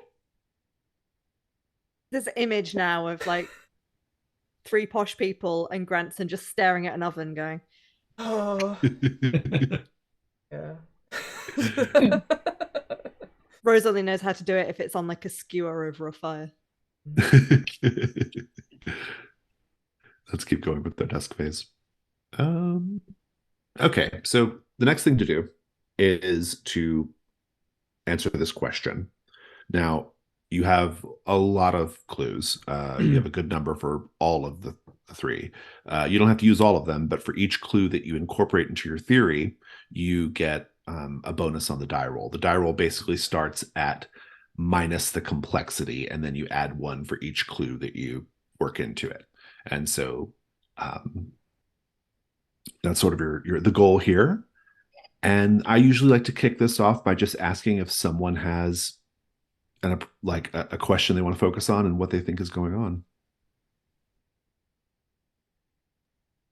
or what they think the answer is. I think I have something for the third question. I think what does the creature truly want? Just to clarify, so when I'm sort of theorizing, can I include as many clues as I want, or just one clue? Absolutely, yeah. You can start just like building your case. Absolutely. Okay, I think I'm only going to use one clue just now, just because. But the book itself, the Book of Fairy Tales, bound in blue leather. The comments and annotations are around a specific story, which, when looked at in great detail, it's not very long, but it's one that most children know. It's the woman who swallowed a fly, and obviously each iteration she swallows a fly, and then she eats a spider. It carries on until she dies. But in this one, with the annotations, there's definitely scribbling out and stuff like that, and it seems like the word spider takes over the woman, and every other creature that the woman tries to eat, the spider eats, to the point where the spider becomes the woman in some way. It's very interesting. Well, what do you suppose this hints at what Spider Silk Seamstress wants? I suspect this is sort of assuming that the language, the writing, the handwriting, apologies, belongs to Miss Beaumont. I think this is her sort of manifestation of what she truly wants. She wants to be a part of our society. She is a fae. She is this monstrous creature, and yet all she wants to do is embody these beautiful dresses, be someone of importance, like a lady of high importance, a seamstress. And seeing these people wearing outfits that she can easily make, she wants to be a part of that in some way. So maybe embodying and creating that sort of like outfit for herself in some way, maybe finding people or parts together. Or I like it. Yes. Playing the severed hand, if she's collecting parts to study people closer, and that's good. And the mannequins. The jar of herbs, patch of human skin, spider husks could be some sort of sort of spell components that are working a charm to help keep the human flesh and the spider together. I think that jar, that was her experimentation, and whatever herb that is, that's what she was trying to buy in bulk from the apothecary, right. And that's the component that is missing so far. And then I also wonder whether the moths, like, she's trying to leave the Fey world and join the mortal realm, doesn't seem like a thing that the fair folk would be particularly happy with, particularly those in high Fey society. So I wonder whether the moths that have been coming in are actual, like, these are Fey creatures that have been trying to like hunt her down so that they can send someone after her. Maybe even the jaguar that Jonas dispatched wasn't even sent for it wasn't him. For you. Yeah, it was for her. That's interesting. Yeah. Perhaps the green light is a way of kind of combating or shrouding herself from those in her den. A protection thing. They can't see her if she's in the green light. That's interesting. Yeah. I had a theory about the green light, that maybe because we saw the red glowing eyes, perhaps her enchantment, her illusion is good, but that's the one thing you can't hide is the dashes of red behind the eyes. Whereas if we've not actually met her in human form, we've only seen these red glowing eyes, so perhaps when she presents herself to other people to disguise that red, that's why she needs it to be in a green lit room, because it counterbalances the red. So they just look dark instead. There was a description of her very early on about her wearing layers and layers and layers until she's almost like a ball. So even when she's out, very rare occasions she is out, she's completely covered. So maybe she can be her true self in this green light and feel more safe as a result of that. I love it. I mean, this is a fair number of clues already incorporated, so that's great. Got 7. We still have the things that I've not ticked off are the Rose's tattoo spiking. And, well, I was actually the thin line burst. I had a thought on that. When you mentioned it, you talked about how you actually didn't you actually draw lavender on the web? Yeah. Maybe that's what was lavender. It was the lavender. Yeah. Maybe the lavender is maybe that's the missing herb. Maybe that's the one she needs great big amounts of. Right. And that also explains her interest in Sylvia Belrose. Maybe there's something, since that's her fragrance of choice. I don't know. But that was my thinking on that it was the lavender that was important. Right. And I think that would work if we consider lavender is such a very I was going to say old person thing. It's not just an old person thing, but it's used in all these different things and it's quite a high premium. So it's a strong cloying smell, right? Yeah, exactly. It would make sense for if she wanted to get into that higher status, that society, she would want that and use that as a manifestation bonding element as well. Well, then I've got one. Oh, sorry. I've got one for the suit if we're allowed to do all 9, or do we stop it? Yeah, absolutely. Oh, cool. So with the suit, following on the thread of actually it's her that's under threat from Faye assassination, I think this is, although it was intended to be delivered to Jonas, it wasn't intended to harm him. I reckon back in their history, the Hearts cleverly assassinated a Fae creature with some sort of making a gift of a suit that then turned in on it. And although Jonas probably has no idea, Grenson certainly has read the diaries of all the Hearts and will have picked on that straight away. And this is just a little nod to I'm in threat. I'm not after you. Yeah, it's kind of a nod to it's like a message, essentially. Yeah, something that only a Heart should know, except really Grenson. You don't know, yeah. I'm sure I'll take credit. Yeah. I think you will. Well, you'll be told while you're drinking whiskey and eating grape sludge. Yeah. It's assumed someone will have showed you that at some point. It's here. I point out a diary I pull out of my bag. There. And a roast chicken. Okay.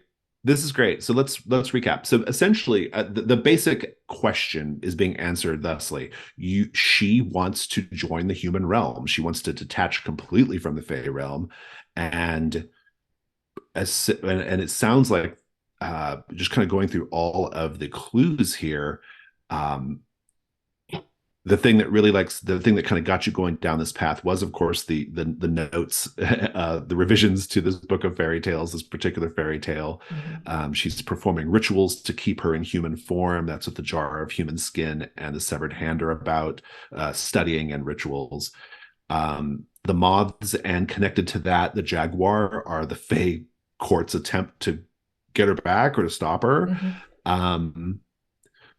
Lavender plays a really important role in her ritual. We'll say that was something that was part of, that's what she was trying to get large quantities of.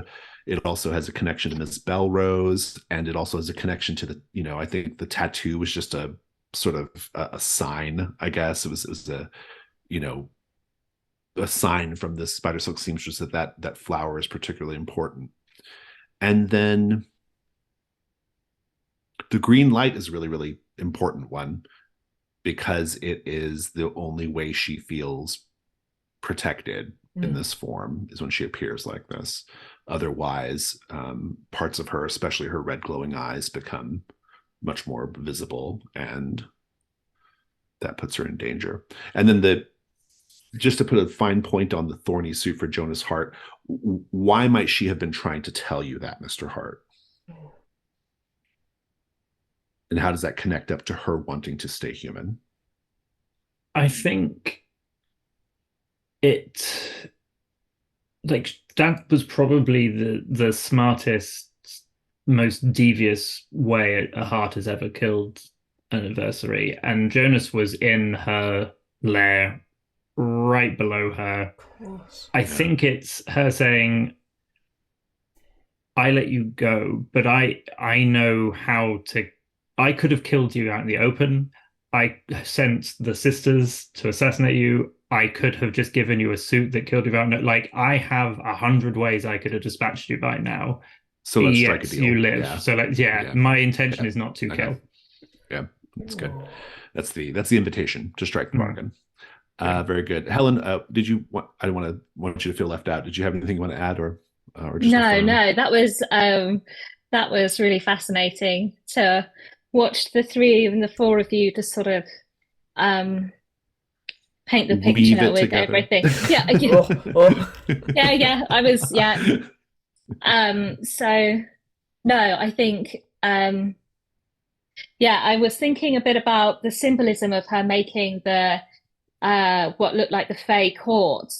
It could have been a Fae court, but it could have just been like a human's party as well, that she was exactly. Well, exactly. You misinterpreted it, right? Yeah. I feel like there's a potentially, we're not 100% sure what that is, but there's a couple directions it can go. Sorry, Fiona, I can see a thought. I thought it's coming. It's because you remind me, because obviously the echo we had is obviously of somebody looking in at all these different places. This was obviously the Browns Hotel one, and wanting to be a part of something more and taking bits and pieces. That's great. Yeah. So I love thematic. I'm just having a little brain explosion over here going, we've discussed this last night in some detail. So echoed the echo. I know. Whoa. Too bad you can't get an experience point today for it. Right? Oh, rubbish.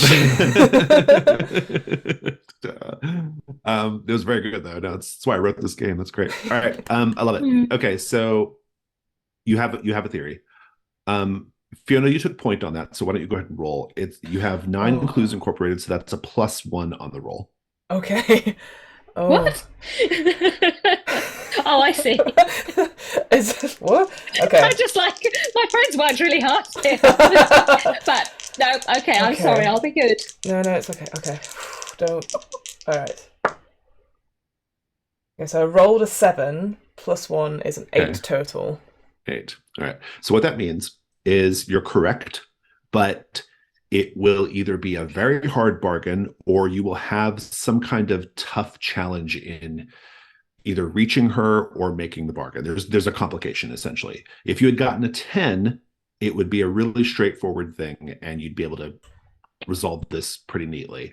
Now, the only way you can bump up your result as you would normally do with the Janus mask, but for answer a question, everyone has to put on a mask in order to bump it up. So that's on the table if you don't want to do that. But otherwise, 7 to 9 is still correct. It's just a fight. I mean, I'm happy to put on the mask just so we get more flashbacks. Yeah, I'd love to see more flashbacks with Rose and Eva. So yeah, 100%. And everyone mark either the mask of the past or the mask of the future. And if you mark the mask of the past, you have to mark the first unmarked box. If you mark the mask of the future, it can be any you wish. You cannot mark the Mask of Glamour is already marked, and you all still actually owe me a scene of how when you first glimpsed into another world. But go ahead and mark your Janus mask as you wish. And we'll get to all that in a bit. So you have a 10+. You are going to be able to do this in a very straightforward way. So at this point, let's figure out what everyone wants to do during the night phase. Are you all going to her to make the deal, or are some of you going to work on the Limehouse Lurker, or something else? Maybe focus on one of your Dawn questions to make sure you get the experience point for it. I'm still wondering about going to we know that Violet Thorn hasn't been seen, and Sylvia might still be a potential victim. So, I mean, if we all think that she's definitely going to be at her shop, then we can go there. Or What if we about think there's an issue of going to find the next victim I to th- stop it from happening. I'd be willing to frame up the action, whatever the final confrontation is. I'd be willing to frame it up at Violet Thorne's home. Maybe they're having another private, fashion show or a little party or whatever. And Sylvia Barrows can send word to you about that.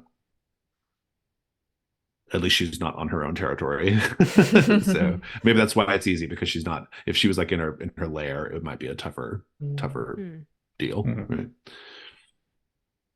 But I'll leave. But that's just an idea, I guess. But in any case, who's going to go to her with this deal? I think again, it sounds like a cop-out move, but Granson would do whatever Jonas Hart is doing essentially, and I'm assuming, but I'm sure Strat will say otherwise. He might want to focus on the lurker rather than this, but I will leave it up to him. I'm not gonna. I basically Granson will do whatever, will be with wherever Jonas Hart is going. I think a Fae is never more dangerous than when you're trying to strike a bargain, and the pull of the lurker is strong, but I think Jonas needs to go. Like a heart protects his own, so he's there if things get nasty. Yeah, right. And she's still got one of her sisters. They need to take a big gun as well. Fair enough. I will follow then. I'm relieved to hear you say that. I'm happy to go kick as many vampire asses as you like after this, but I think this has got to be our priority right now. I mean, apart from anything, I think the other one might come and be a little bit upset at me for killing her sister. So yeah, like she might be. She may not care what deal you're striking with the Spider Silk seamstress. Miss Estrella, are you going to go with the rest of the group, or are you going to go have a night on the town? I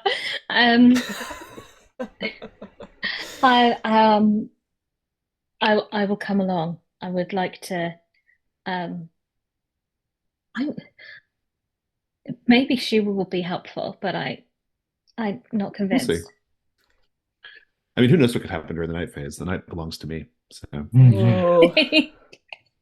Let's go to the Janus mask. So everybody has marked Janus mask of various sorts. You all also have to narrate a little scene showing when your character glimpsed another world. If anyone's ready to do any of those things now, you can, or you can wait till the end of the session at the dawn phase. So it's up to you. I can do my sun one. Not sun, sorry, the glamour one, sorry. Or it's glamour, yeah. Yeah, sorry. I was just because I was literally looking at the Lighthouse one at the same time. So narrative a flashback when they appeared through the veil and glimpsed another world beyond this one. So it would sort of flashback to that room again, the sort of circular lecture theatre. And you can see the older professor sort of packing up their bag, and they sort of said, Granson, can you sew up the body? And of course, without a word, Granson starts doing it. It is an honour to sort of finish off and sew back up a body that the professor has used over the last hour or so.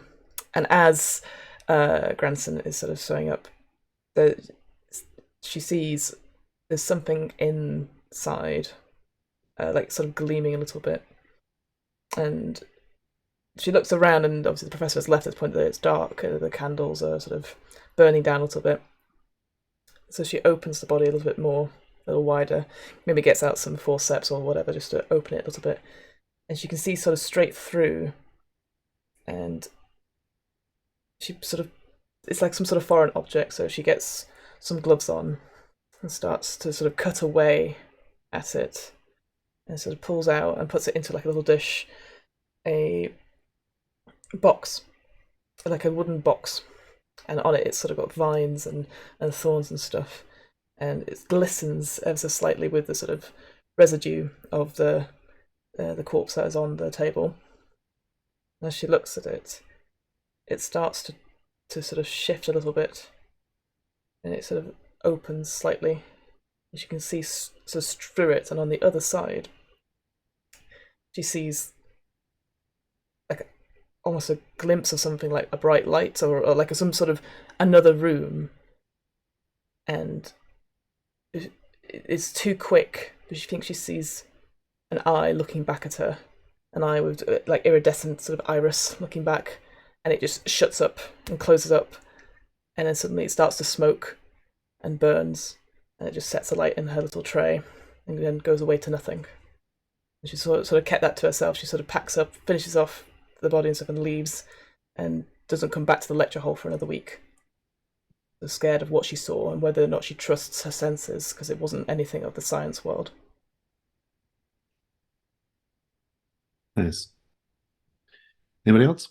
Yeah, I have one for the glam roll as well. So I think this happened in fairly recent history when Granson was maybe just recently in Jonas's employ, on a hunt, tracking down a wraith through the streets of Whitechapel in London.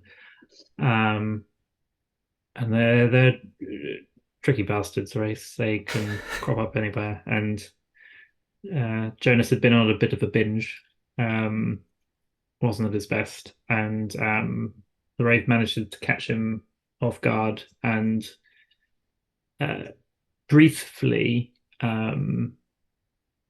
stop his heart, and he falls down. And in that kind of moment between life and death, as the kind of the veil between the living and the dead thins, and you can kind of poke through, there's a moment of kind of peace, and he gets glimpses of his ancestors, the whole Hart family going back through the generations, and there's a moment of relief, and then suddenly the images turn darker and become that of a hunt in a different world, and the chase and the blood, and a continuation of his life in death.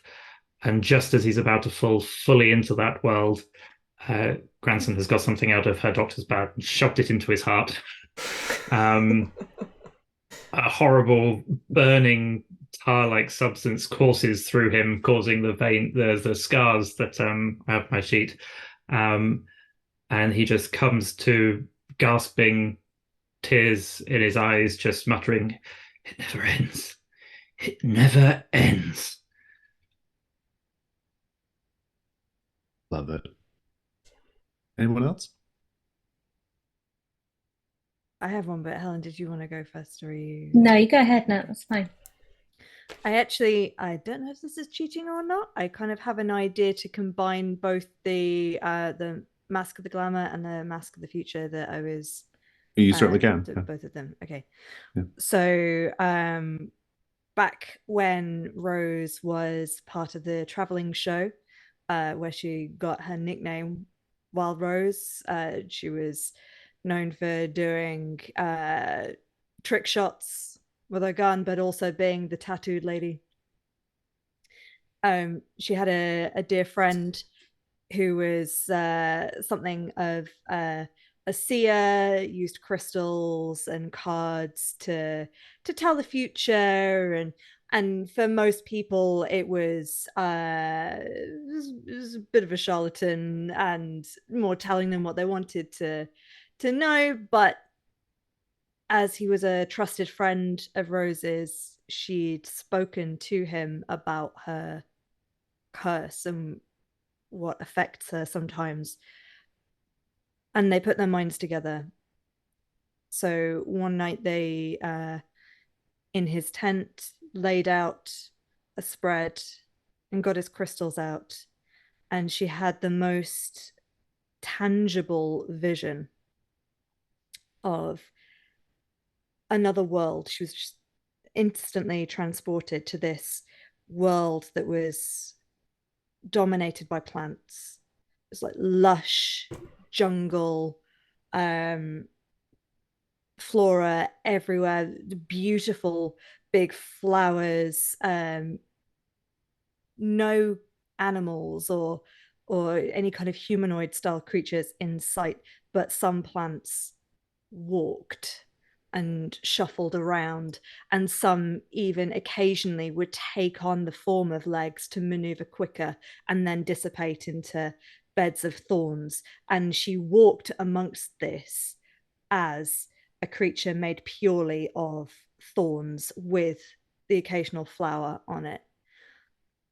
And when she returned to the tent with a gasp, feeling that visceral sense of this place, the smells, the sound, like the creaking sounds and the light, there was like a weird off-green sunlight.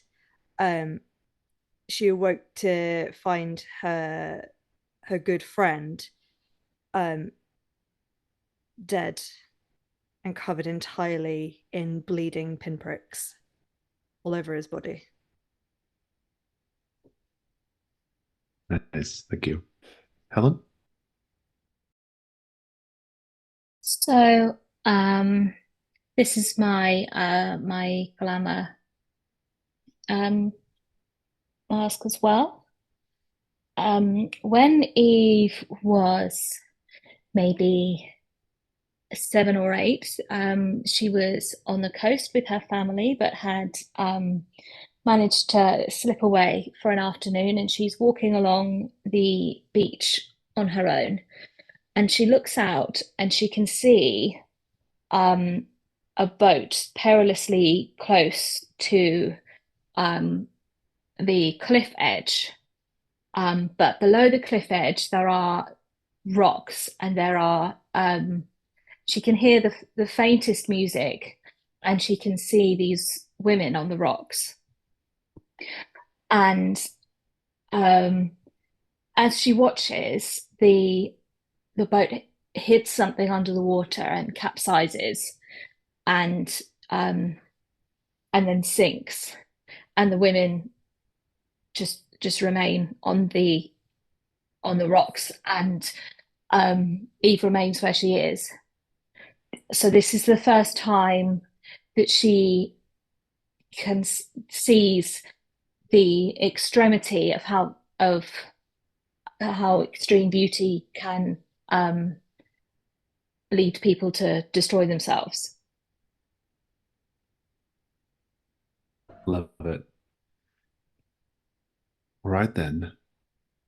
Let's go ahead and introduce tonight's unseen. If you want to click over to London at Night, the unseen, that tab on the sheet. Tonight, we're going to do The Cult of the Pig, which is on line 41. Michelle, and it's the second one over. Oh, yes. A secretive cult dedicated to the pagan swine god Mok has gathered in a fashionable salon on this holy night to make offerings to their deity. Paint the scene. Prompt 1, everyone does that. Prompt 2 will be for Nat. Prompt 3 will be for Helen. And prompt 4 will be for Strat. And if we could just take a quick break here. Absolutely. Think about your prompt, and then we'll come back and do the night phase. All right, we'll be back in 5.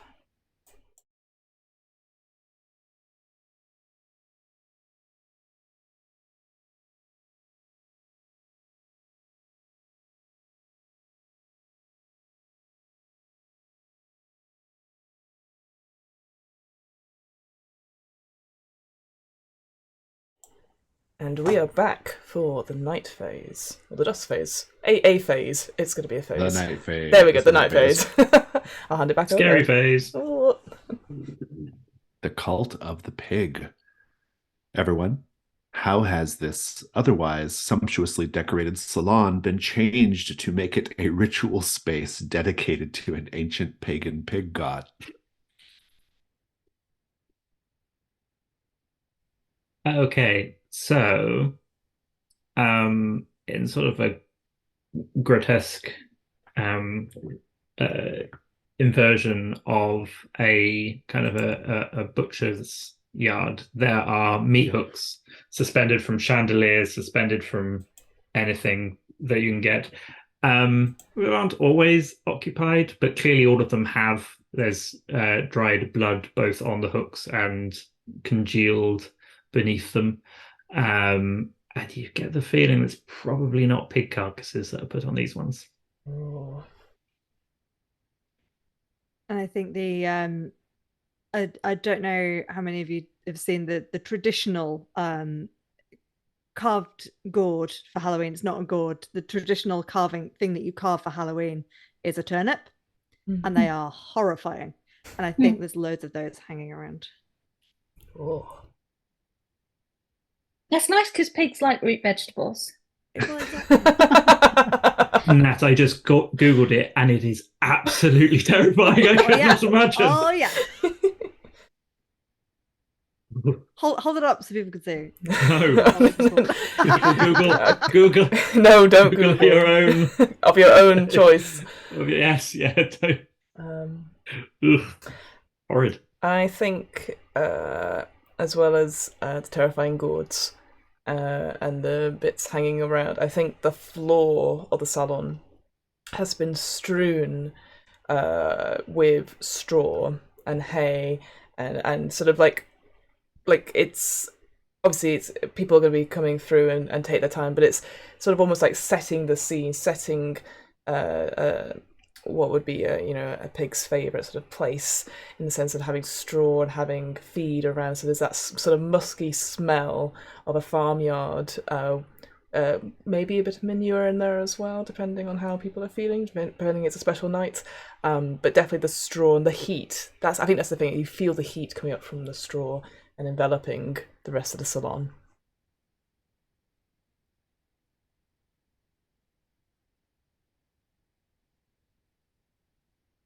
Is it just me now? I think it is.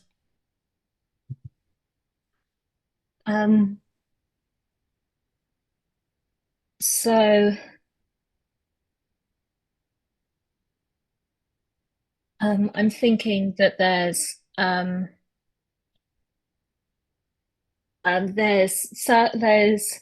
lots of candles on tables, and some of them are already set into circles, and some of them can be moved for making those Yep. on the ground. Pentagram. Yeah, don't worry. I was like, my both is gonna kill me. I can't say it. Yeah, so I don't have a pig connection for that, but rather a ritualistic candles. connection. Yeah, you gotta have candles. So. Mm-hmm. Very good. It makes you wonder why they don't do all this in the barn, but rich. I mean, if Eve's in it, they're not people, doing it in a fucking barn. Rich cultists in London, who knows, right? Jason, this is one thing about London. Londoners don't like going out of London to barns and farms. we like things that are close, so it makes total sense why they would dress up a salon. Also, the Victorians, incredibly weird. I don't know. There you go. They're so weird. Okay, let's continue with our scenes. Everyone's getting ready to go out to. I'm saying it's going to be at Violet Thorns, and you know this, and so you believe that's where you're going to be able to find the Spider Silk Seamstress, and everyone is getting ready to go out to be this almost like a sort of diplomatic mission, and. Ring, ring, ring, ring at the front door. I will go. Grandson, yeah, I'm already there. Oh no, you should let. Eve's been practicing her Shut door up. opening. Shut up. I'll open the door. I'm still wearing my apron from dinner, which has got a bit of a burn mark on from our latest sort of grandson's dessert. So I open the door. Dude. There is a carriage driver, but he's dressed in like 18th century garb, like powdered wig and long velvet coat, breeches, that kind of thing. And there on the square where the mansion is, you see that enormous carriage, grandson. Oh, okay. And the carriage driver says, I am here to speak to Ms. Eve Estrella. Unfortunately, Miss Eve is not taking any more calls tonight. You can leave a message, or your patron can leave a message. And at this point, the patron gets out. She looks similar as to when you saw her before, except she is dressed up for a night on the town. She's still wearing her blue sapphire choker, but she's now in like a kind of a elegant, like sort of long gown that you might wear, long slim gown that you might wear to the opera. Indeed, she has opera gloves on. And she says, I was hoping I might spirit Ms. Estrella away for the evening. I have an extra ticket to the opera, you see. Well, I can inquire, but I must insist that she's not taking any further calls this evening. But I will inquire. Please wait here. Indeed. And I normally, obviously, I would invite them in. I don't. I shut the door. And obviously go and inform the three of them of this. And I would have, again, for speed's sake, obviously, hopefully told them all about the sapphire. Yeah, you could. Yeah, that will have happened. You can look out the window, Mrs. Estrella. This is a very posh ride to the opera. Extravagant, even. I'm going to go. Wait, hang on. This can't be a coincidence, right? The night we plan to make our move, the one person here that may actually stand a chance at negotiating with a fae is invited to an opera. Are we really going to believe this isn't entirely intentional on the part of whoever it is outside? Fascinating that all of a sudden I'm useful, but I don't believe you'll have ever heard me say anything to the contrary. I don't hear you Want you so up much front at with all. a sword. I definitely, because I'm stood next to Mr. Hart at this point, I will definitely stand on his foot when he says that. Thank you, grandson. Of course, your evening is your own. Oh, big news! Thank you. Um, she's gone. She's walking away. She's going to her room. She needs to change her gloves and her jewelry. She's probably appropriately dressed but yeah. Yeah, I think you're always probably opera ready, right? What a Now, man. We'll talk about how you look hang in a on, bit. Eve. You're not concerned about your associate Violet Thorn? I think if anybody is going to come to her rescue, it is you two. Well, I don't know. And We're pretty good at kicking up a fuss if needs be, but it sounds like we might be able to resolve this without ending it permanently, if you know what I mean. I mean, or you could just continue to sweep everybody off their feet. That might work as well. Well, it works now and again. I don't think Miss Beaumont is after my line of questioning. What time do operas finish? What is it? Can't be more than what, an hour? I can be available again by midnight. Seems like an appropriate time to deal with Faye. We let you go to your little opera and you meet us at what's her chops? Is that Violet Thorns. acceptable? I mean, I'll need collecting from the opera house. Granson can collect you. Fine.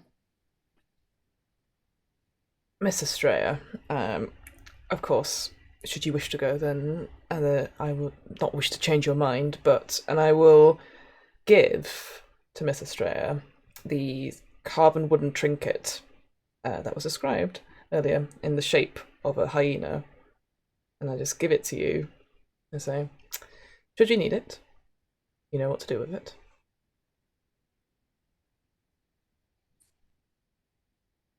How do you pass it to me? Oh, sorry. I will hold it out to you. I don't necessarily. Yeah. Hang on. Whoops. Sorry, I forgot my station there. I will hold it out for you to take, should you need it.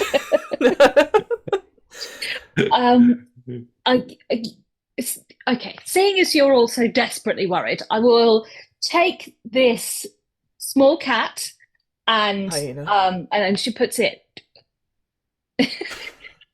I say that under my breath as grandson. I don't say it too loudly. And then it's okay, grandson. Not all of us can be as educated as you are. Oh, I just didn't give a shit about what it was. I'm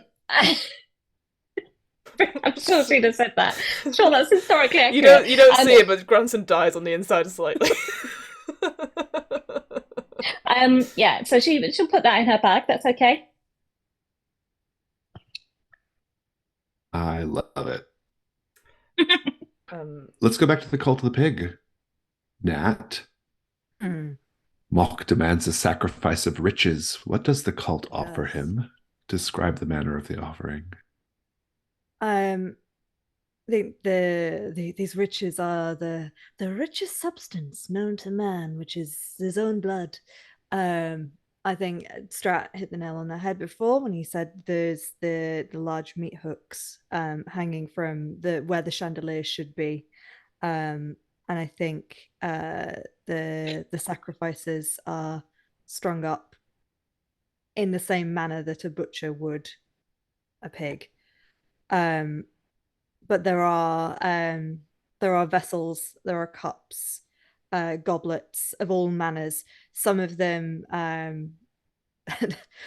carpenter's cup. There are some that are wooden, and there are some that are bejeweled.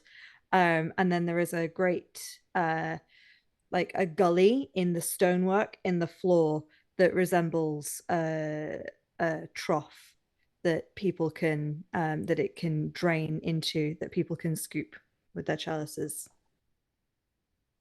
I have a sneaking suspicion you swiped Strat's sacrifice. Okay, I can change that to a sacrifice. Am I not allowed to yes and it? Oh no! Because I have a sacrifice of blood. That's my but it's okay. I can go with a sacrifice of flesh. Oh no, I love it. That's all right. No, I have an idea. I love it. So no, it's fine. I was gonna challenge you. Yeah. Yeah. I funnily enough, my initial answer actually didn't answer my question and answered Strat's question. So this bit's all gone. We broke it, team. Hey, right. No, it's okay. I'm working. Yeah, it'll be fine. Well, here's the deal. First, I'm going to have the scene with your suitor here, Mrs. Straya. This woman, this elegant woman, wearing a gown that matches her. It's her signature color, sapphire. It's a sapphire gown. And she graciously extends her hand to help you up into the carriage. What are you wearing, Mrs. Straya?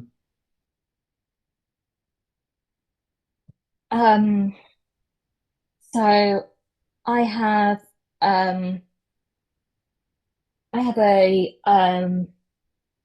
an olive green velvet gown with a matching bag, and I've elected to not wear full opera gloves, but I'm wearing these lace gloves, and I have lace collar that sits quite high. Wonder where I got that idea from. And a lot of rings with large stones, like cocktail rings. Fantastic. This woman, she says, "What a lovely shade of green, Mrs. Straya. It almost compares to the color of your eyes. But not My quite. name is not quite.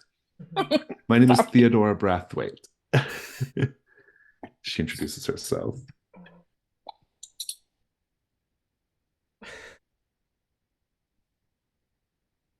Brathwaite. My name is Theodore Brathwaite. I am a longtime admirer of you and of Hargrave House, in fact.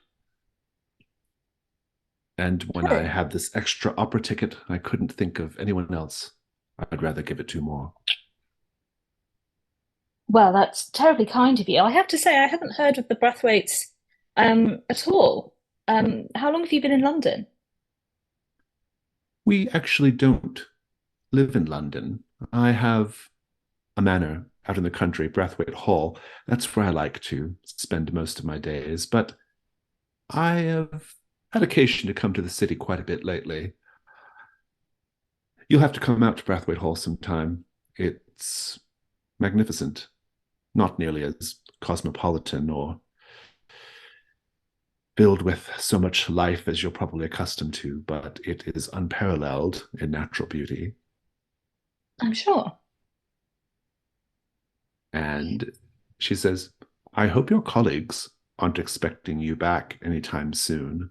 I have quite an evening of entertainment planned for us. I would not worry about that. I am not kept under curfew. I am my own woman. Indeed you are. You are the woman, some might say. You're too kind. And the carriage drives off. Fast forwarding a little bit. No sign of Mrs. Estrella. I don't think she's going to make it back in time for the negotiation, gang. Amazing. Yeah, it's like 1 minute past midnight. We're all there, foot tapping. Can't believe it. She was not there to be gathered up at the appointed time. She's not at Violet Thorne's house. Who knows? I'm sure having a fabulous time with Miss Brathwaite, who is, by the way, the richest woman after the Queen in Great Britain. So we could have gone to the opera house to grab her and pull her out, but she would not have been there. I don't know. What do you think, Mrs. Estrella? Mrs. Estrella, you might even be aware of them being there to pick you up. And Miss Brathwaite would just lean over and say, this is while you're having a drink on a balcony. You don't want to be bothered with all that tonight, do you? No, I'm fine where I am. Yes. So no. Oh. Poor Granson's just outside waiting. In the rain. Yeah, umbrella. I would maybe like to suggest a tweak to that Granson is perhaps not, if you would go with it, that Rose would have said to the two of you, all right, well, why don't you both go and make your way over to the Thorne residence? Here's the address. You can take the carriage. I'll just take one of the horses and go and grab Miss Estrella and meet you there, if she's being a fuss about it. Rather you than me. Should you need us, Miss Fletcher, let us know. I'll let you know. Okay. Mr. Hart and Granson, you will actually arrive at Ms. Thorne's townhouse right at the same time as Sylvia Belrose. She is coming up the walk, and she doesn't have any reason to know who the two of you are because you were not at the party last night. But when she sees that you're about to go up the same garden, she says, oh, are you here for the little gathering with Ms. Beaumont? Yes, we have business with her this evening. Oh, well. And then she kind of takes your arm, Mr. Hart, and she says, you can be my date.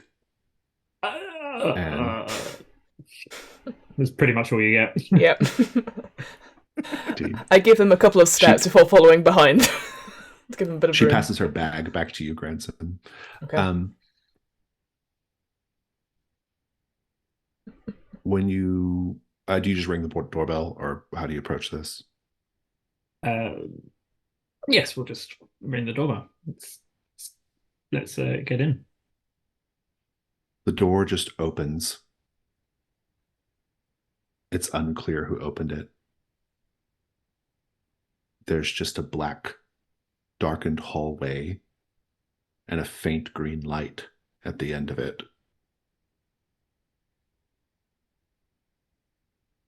Let's go back to the cult of the pig. Helen, Mock demands a sacrifice of status. What does the cult offer him? Describe the manner of the offering. So, the sacrifice of status comes in the form of public humiliation. So, conventional forms, and there is some flexibility, can be taken being at society events and causing disruption, say by even if it's just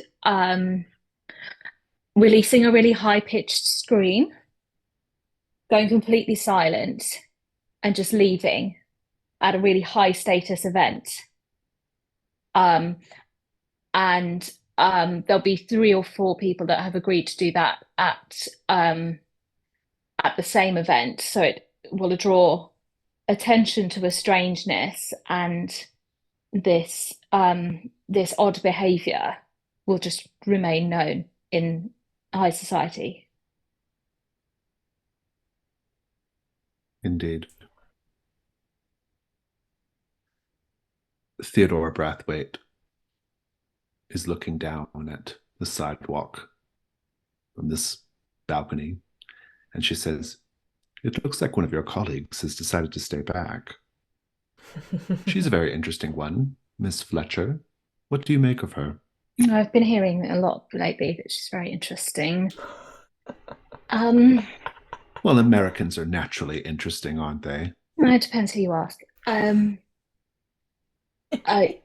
If we could call her up, if you'd like to meet her. I think I would. She's not I'm exactly dressed for the occasion, but people don't usually argue with me about such things. I'm sure that you will see that there is absolutely nothing to make a fuss about. And I will have anybody, a member of staff, Jonathan could be around, who knows, somebody go down and communicate the message to Rose in the street that she's been summoned. I'd like to tweak this slightly in that someone can come out to tell Rose that she's been summoned, but she's been checking the time on a pocket watch and has put it in and is storming into the building already. As a servant comes up and she's like, "I'm sorry, I need to see Miss Estrella immediately." And indeed, Jonathan will say, we'll lead you up. Always on hand, our Jonathan. I love him.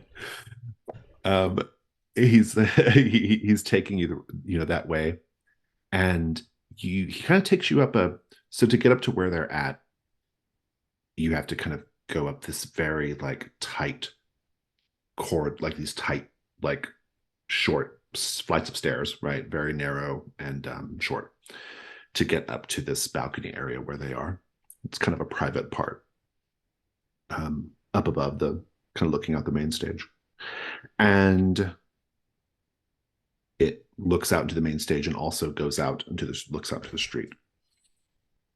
But as he's taking you up, he says, he's kind of going on, "How do you know Ms. Estrella?" We're real good friends. She's wonderful, isn't she? Just the most delightful person. I mean, really, we're all very lucky to be able to just sort of just to bask in her presence is a gift every day. Right. And these are tight turns, and he goes around one tight turn going up the stairs and stops. And you just hear him say, "Pardon me." And then you hear,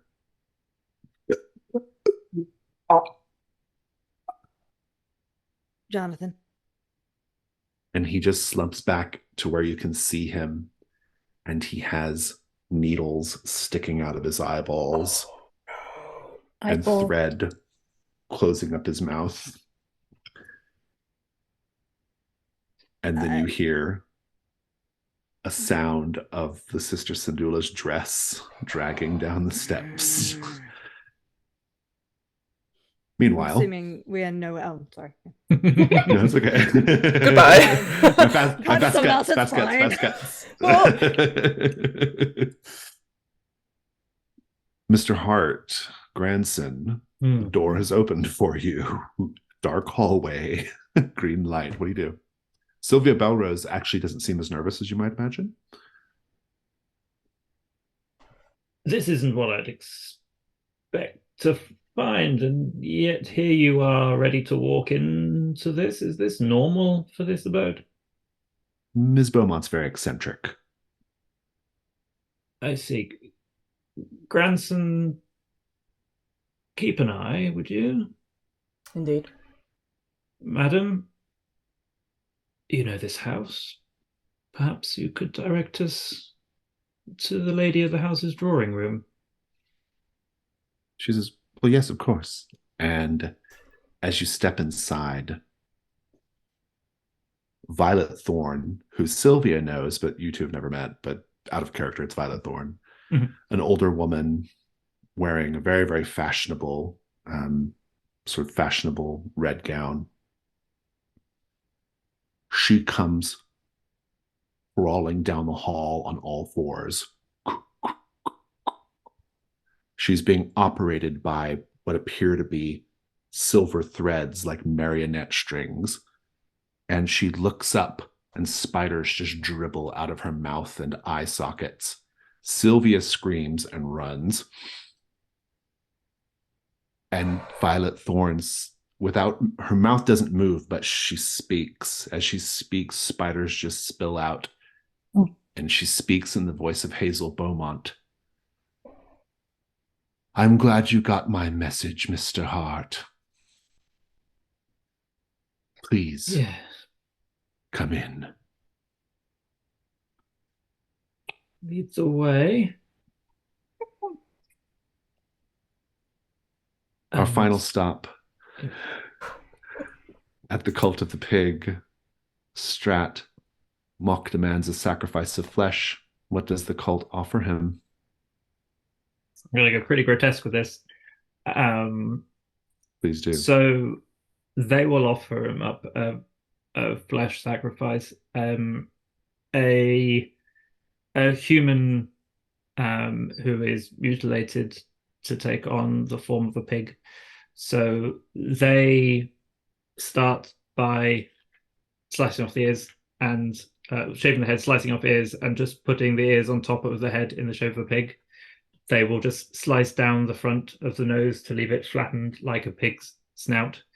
And then finally, the thing that will generally do in this person as the sacrifice, they will get 2 tusks of a boar and they put them down and out through the bottom of the sacrifice's neck and present this avatar of a pig amongst the gore and viscera of the horrible place they live. I don't like it. Wild Rose, I'm going to let you confront the last Sister Sandula with vitality, since you know their deal pretty well at this point. And that means you're at advantage, but you're at disadvantage because of marked, and so it just flattens out to be a flat roll. Flat roll, okay.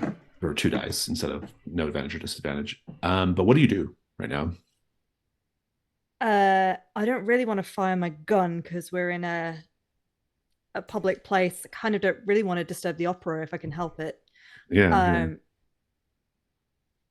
I think I'm gonna try and and grab the threads that are attached to Jonathan and pull on them. I roll my dice. Oh, Is it well, let's no, set stakes no. first. Oh yes, sorry, yes. What's the worst that could happen right now, or what are you scared could happen, or what is there's exact text here. Yeah. Something like what but name what you're afraid will happen if you fail or if you fail. Yeah.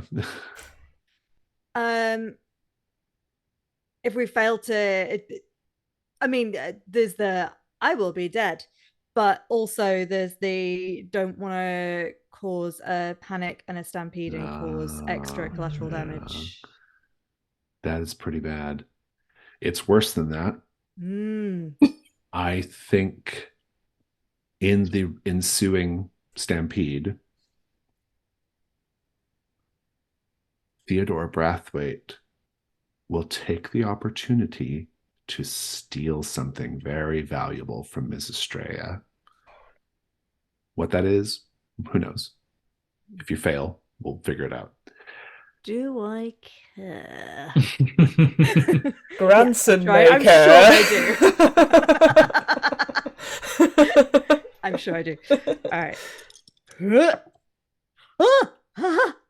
I rolled 2 6s. I'm gonna try and pull it out. I'm not. Whoa, clutch play. Narrative dice. Dispatch the Sister Sendula with extreme prejudice, if you wish. Yeah, amazing. I think the slight the cursed plant beast inside just sort of flashes in just a tiny bit.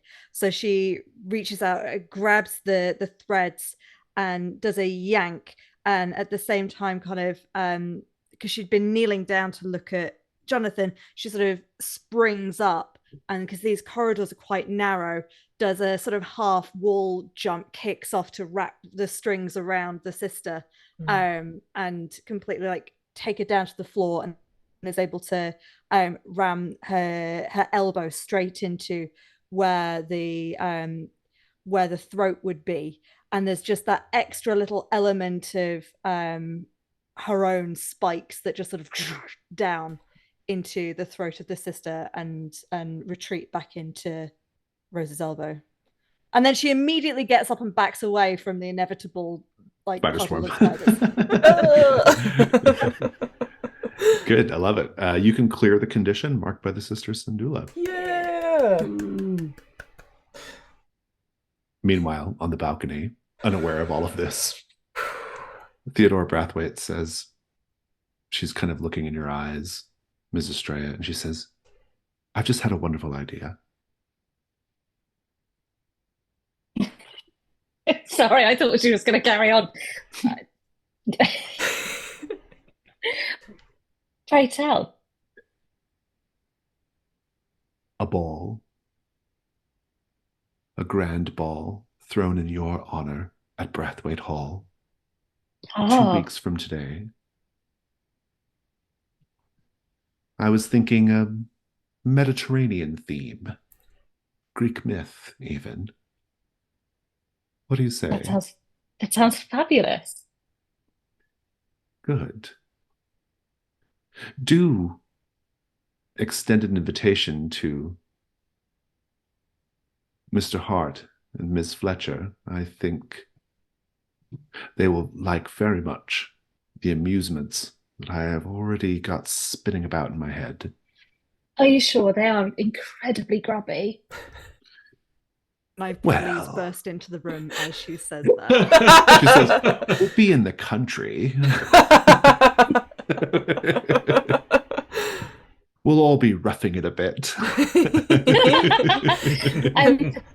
I would like to be holding a glass of some kind, and as I spot Rose, endeavour to be tapping the rim of the glass and catching her eye.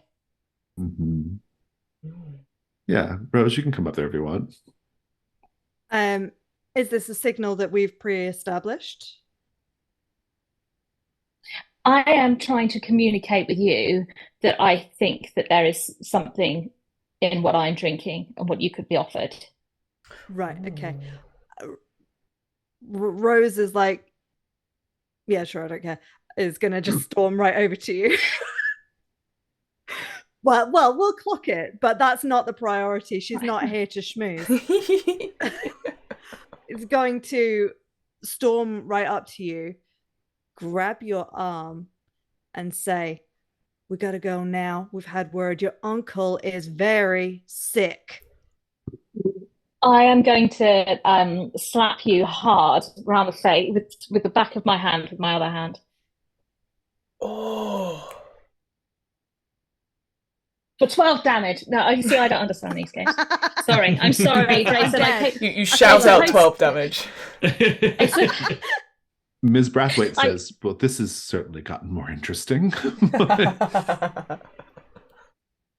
Please, do excuse us just a moment. Ms. Estrella, Ms. Estrella, time to go now. You may go.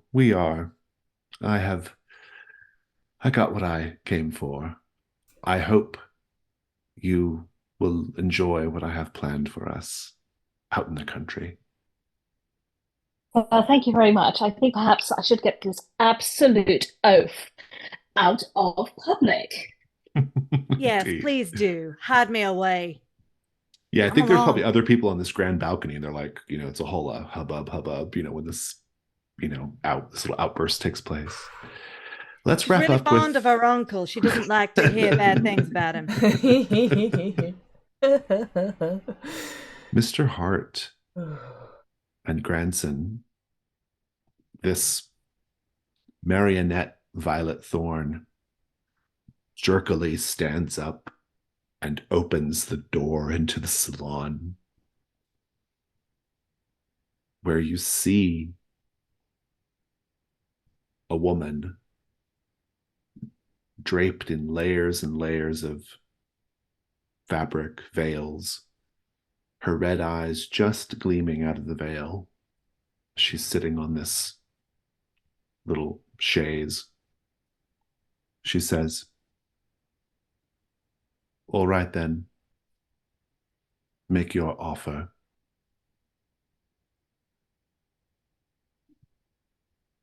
Let me start by saying it is taking every single ounce of will I have not to leap forward and stab you in each and every one of your ruby eyes. I know that very well, Mr. Hart. The reputation of your family is well known in the Fey courts. I also tell you this to let you know that I am offering you the same level of restraint I believe you have offered me. Indeed. We stand here as equals in this negotiation, I fear. Well, this is a relative term, I suppose. We are equals in the sense that either of us, with the flick of a wrist, could probably strike the other dead. I, on the other hand, am a Fey noble. You, while you come from a storied lineage, are nevertheless a common man. Perhaps. But also remember, you wish to join our society, our realm. You may be a Fey noble, but to all here, you are but a shopkeeper. Indeed. And while the trappings of Savile Row may feel close to the high echelons of society, I must warn you, if you choose to join us in this role, you can be cut free very quickly. Tastes change. So be sure you know what you want before we make this deal.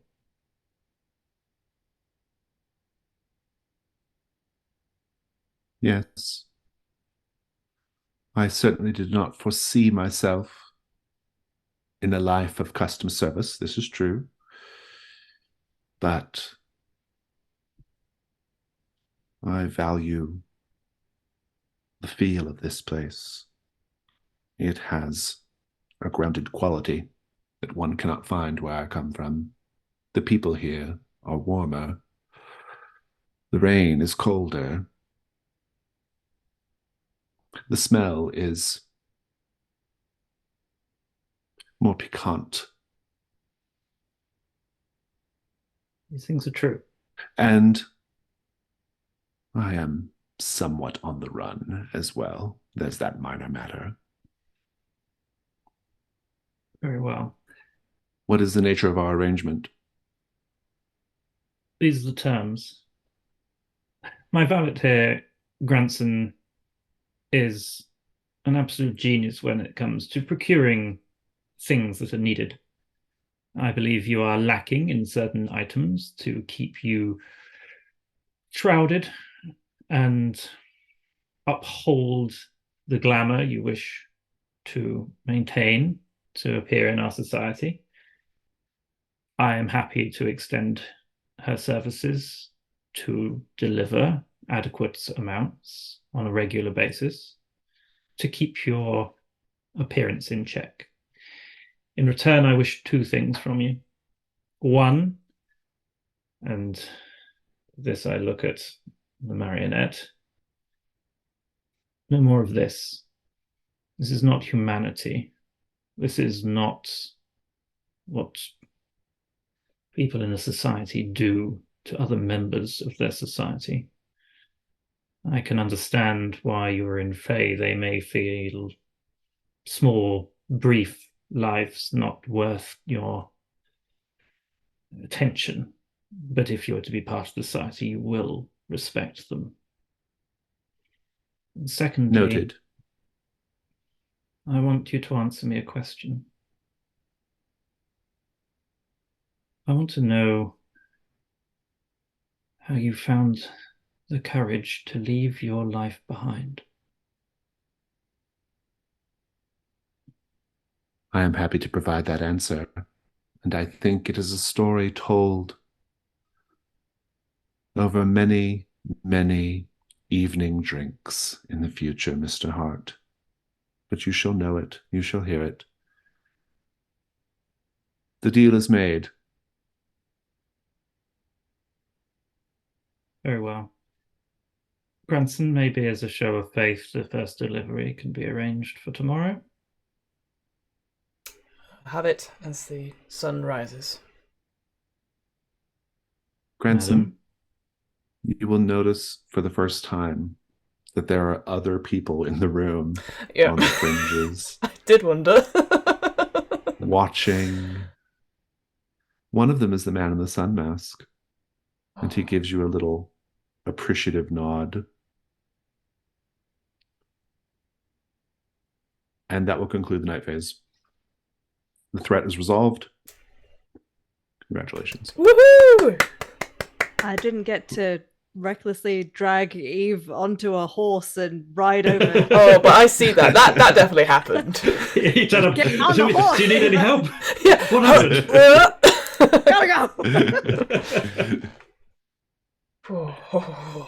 Let's head over to the dawn phase and get this little two-shot wrapped up. Okay, rewards. Okay, so actually this is the thing. You get rewards now that you have resolved a threat. I'll just put I'm going to drop in the chat a little picture of the rewards and you all can choose them. But I will read them aloud for people watching the stream. Yes. Each thing can be chosen once by one of you. Your options are a flawless suit or gown, somehow perfectly tailored to your measurements. Add it to your personal quarters.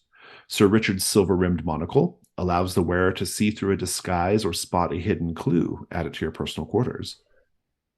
A music box, inscribed Dance of the Sugar Plum Fairy. However, the tune it plays is unrecognizable, causing strange dreams and delirious visions. Add it to your personal quarters. A Venetian mask painted with crescent moons and stars. The world appears more colorful through its eyes, but may cause temporary blindness if worn too long. Add it to your personal quarters.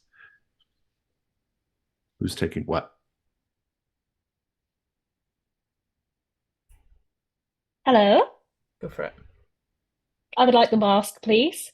Everything's very dull for Eve. So this seems like an improvement.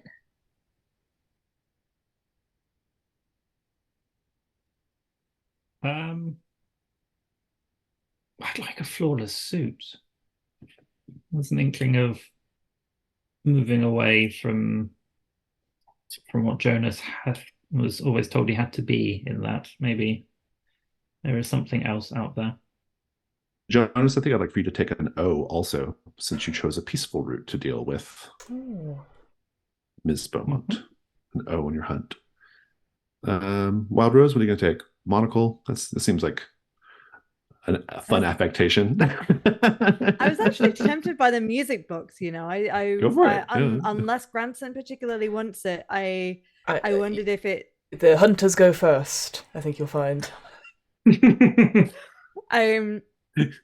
Yeah, I think there's something about it that reminds her of her childhood, but the fact that it plays an unrecognizable weird tune makes her go, oh, all right.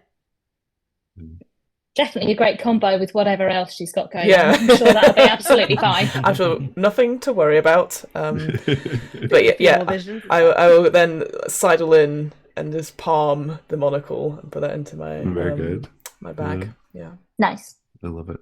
I love it. Okay, well, that's the first part of the Dawn phase. Next is answering Dawn questions. So now everyone gets credit for the first two. So you will be able to mark an XP. When I'm looking at the thing, Wild Rose, you should have an XP from last time. There we go. And so now we'll go to, did you get an echo in the night, Wild Rose Fletcher? I don't think this time around. Not one intentionally, at least.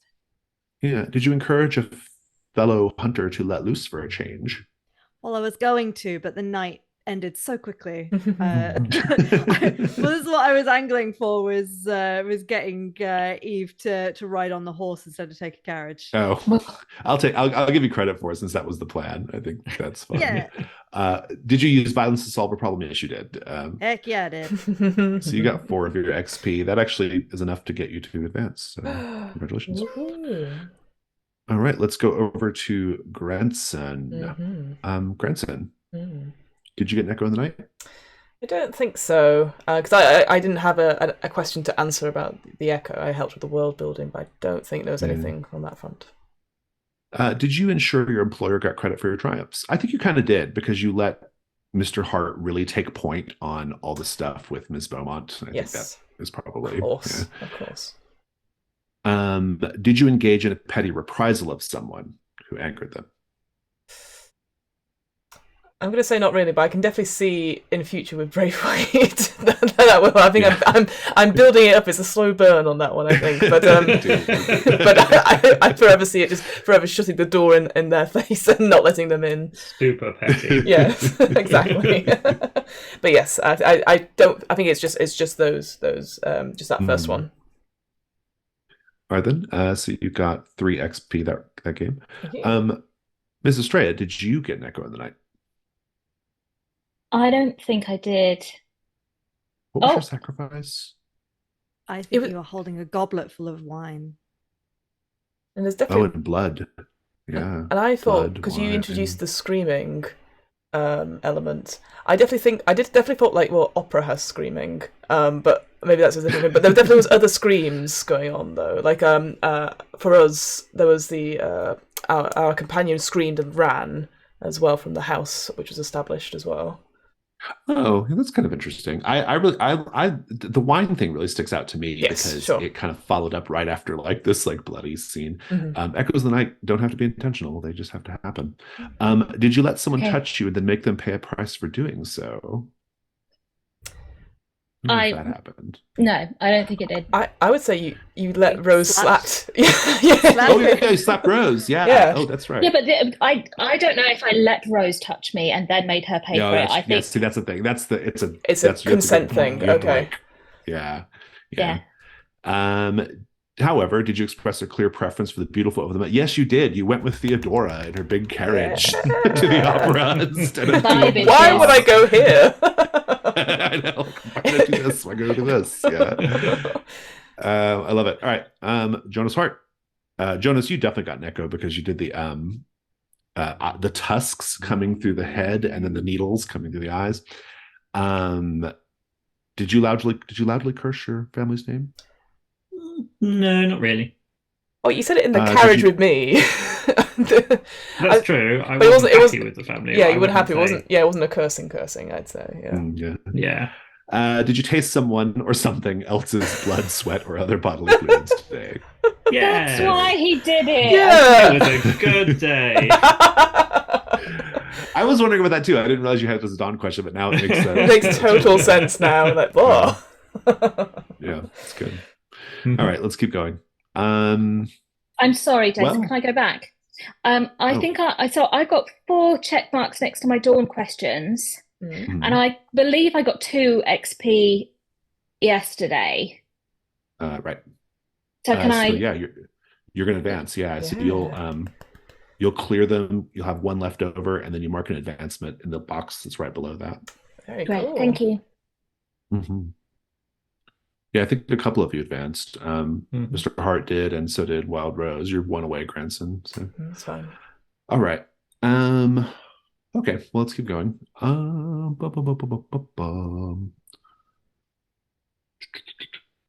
Janus mask prompts. Does anybody?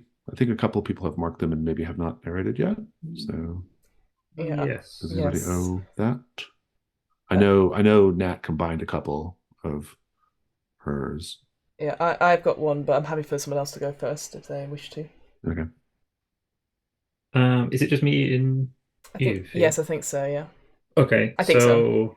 Yes, yeah, because So Also, just as a little note, if you answer a Dawn question with your Janus mask prompt right now, you get credit for it. So Ooh. if you could work that in. Oh God! This is your last shot. I was gonna say, it's quite late where we are just now, so we're like, oh no, more working things in. So my flashback is narrate a flashback to your early teenage years where you tried to live a normal life, but a family member put you in your place.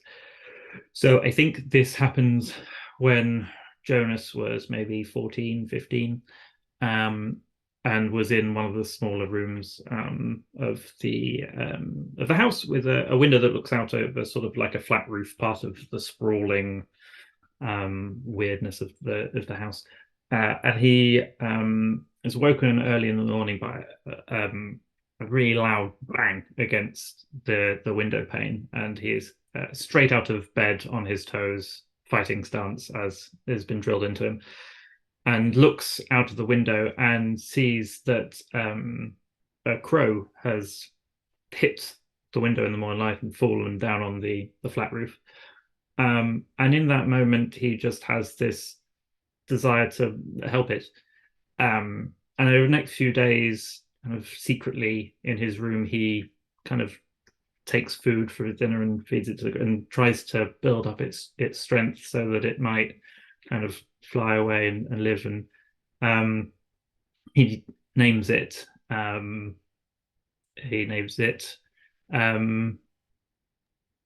Gregory. And it, for those few days, is this little friend that perhaps he's never been able to have. And one day he's just as it's kind of gaining its strength, and he's kind of talking to it and saying, "You'll be able to fly away here soon, which will be sad, but it'll be good because you'll be okay again." And he's foolishly left his door open, and there's quite a few of the family still alive at this point. So let's say his uncle walks past and sees this scene of this little boy with his crow, and he strides in and grabs the crow roughly and looks at Jonas and says, "A heart has no attachments," and just wrings the bird's neck and walks off.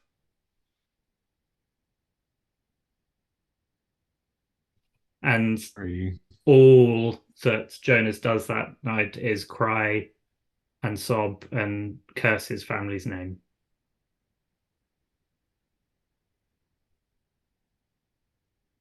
Well, who wants to follow that? Yeah, oh, I should have gone first. No, it's fine. I'll go next. So my one is narrate a flashback to your young adulthood before you were a servant that shows what a charmed life you led or lived.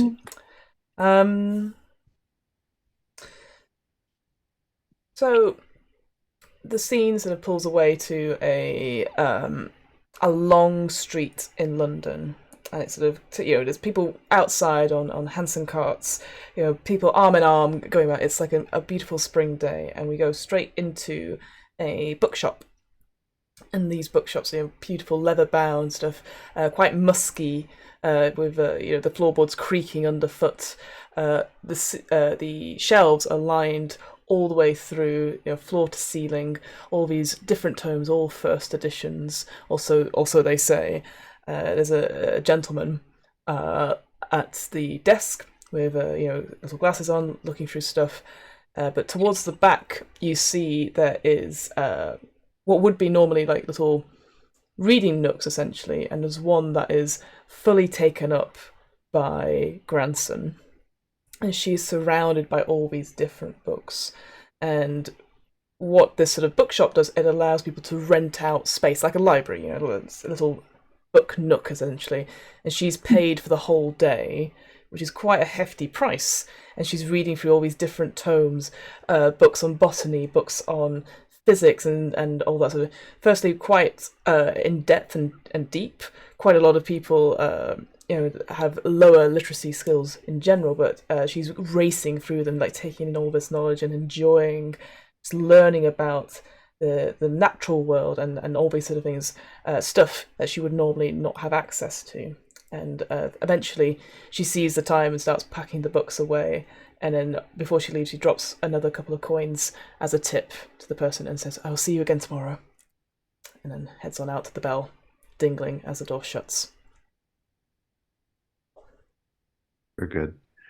Does anyone have any unresolved Janus Mask prompts? Okay. Yeah. Oh. Yeah, go on, Colin Eve. does? Oh. Yeah.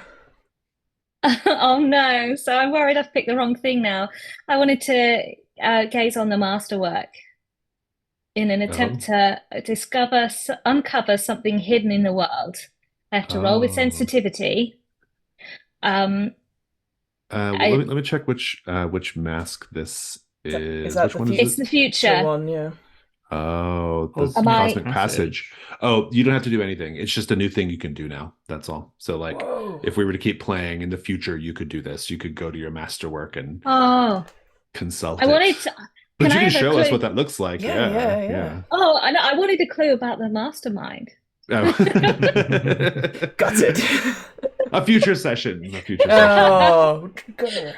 A clue about mastermind for which I may never learn anymore, but never mind. Okay. Beautiful. Sorry, I should have Perfect. narrated a thing, but I Yeah. wasn't ready. That's No, a cool no, mechanic. that's though. a So great you put on idea. the That's mask great, and you yeah. get moves. That's Yeah, I awesome. love that. Very Indeed, cool. indeed. Well, then, let's see what else we have to do. I think that might be it. That is it. So we're way over time, but Worth it. Yeah. but very fun.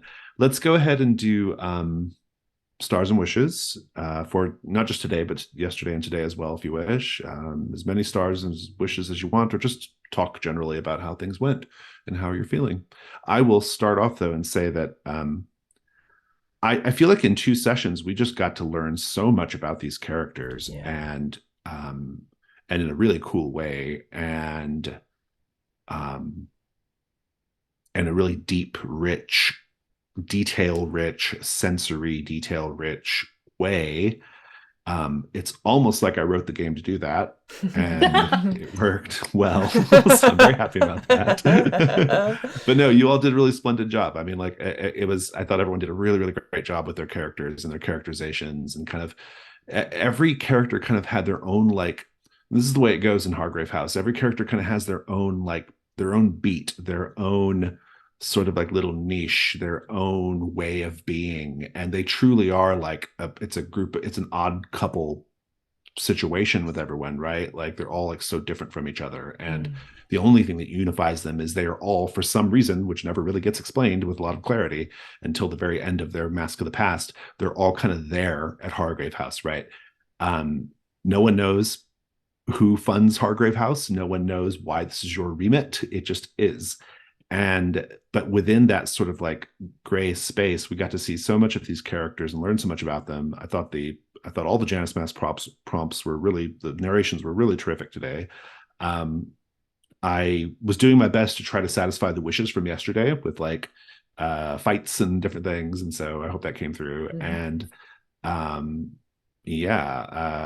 this context, wishes, I guess, are just like, if the story were to continue, what would we hope to see, right? But and I would say that I really would like to see, I really do want to see if you all go to a country manor party at Brathwaite Hall, like, if that actually happens. Yeah. where Eve is like the star of the show. Like, it all just sounds like such a very like heightened thing to do. Yeah. I would also hope that certain characters that were in the Spider Silk Seamstress would have like a recurring like they would show up again. Like I would like to see Sylvia Belrose again. I would like to see Warren Blackwood again. He's very fun to play. Yeah, so those are my stars and wishes. But overall, just all around, great job. One of my stars is definitely the relationship between Eve and Rose. Yeah. That was marvelous. Thank you for that. I love watching that. That was really, really great. Love you. And also, Jason, you played the tempting Eve away from everything and offering her just the right amount of stuff, just the right amount of praise. Like that would have been, if I was playing Eve, I would have felt it impossible not to do whatever you wanted me to do at that point, because I think you must have hit all the characters' buttons. Like, well done to playing someone's ego. That was amazing. And also, like, just starring, just the way the system works and the focus it puts on the characters and the backstory, but like how you've designed it to pace that stuff out is really, really great. And like preventing, like the fact that it's in the rules to not until you do something, not until you earn it, I think is just a really nice touch. It's wonderful to play, so thank you for that. And in terms of which is, definitely, I'm 100% with you, going to the house and seeing what that's all about. That is wonderful. And definitely Jonas wants to hunt down a vampire, and I would definitely wish to see if it has, and I would hope that it would have had some link to his first hunt and a portion of his childhood trauma, because he's got a lot of stuff to work through as Jonas. I mean, just it was wonderful to play. Can't believe we did so much in 2 sessions. Agreed.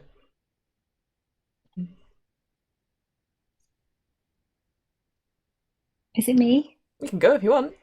Yeah. Okay. I think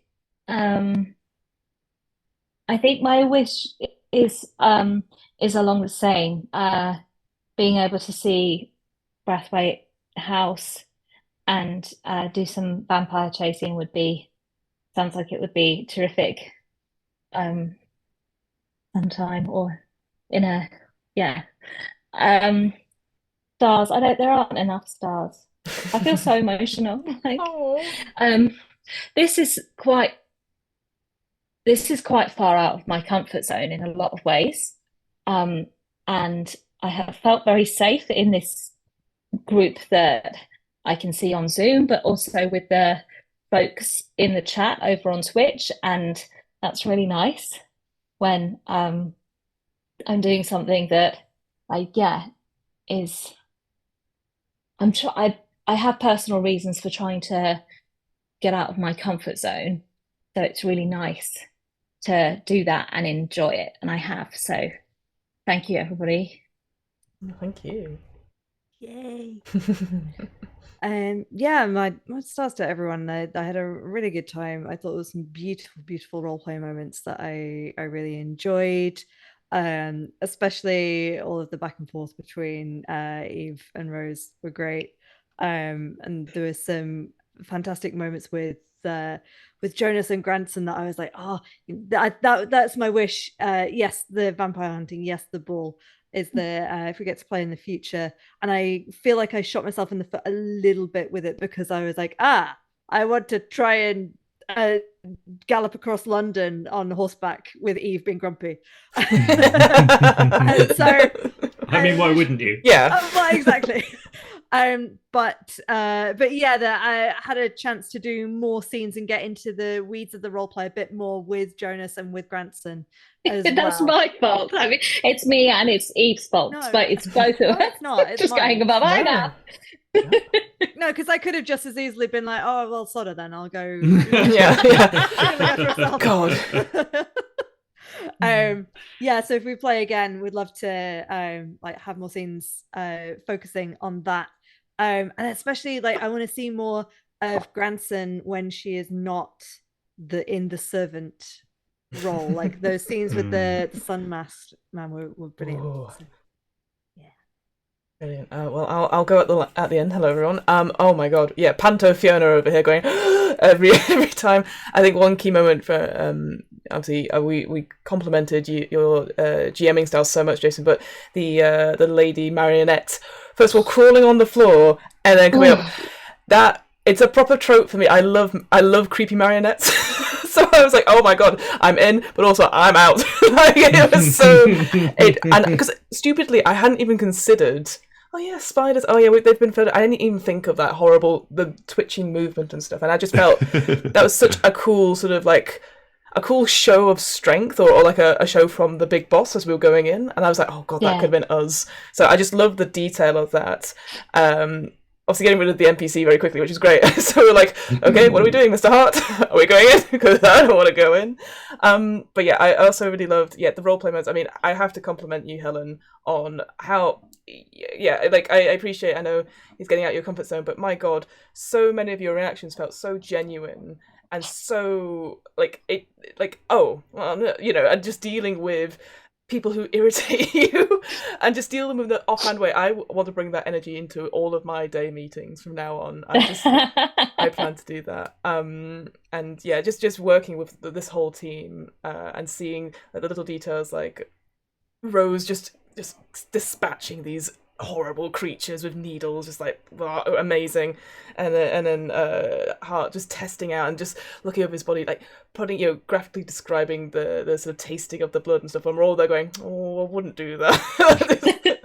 So it just I just Incredible. Thank you so much for putting so much of yourselves into this and just leaning into it, because I love horror and I love this sort of tropey stuff, and I just think it worked well.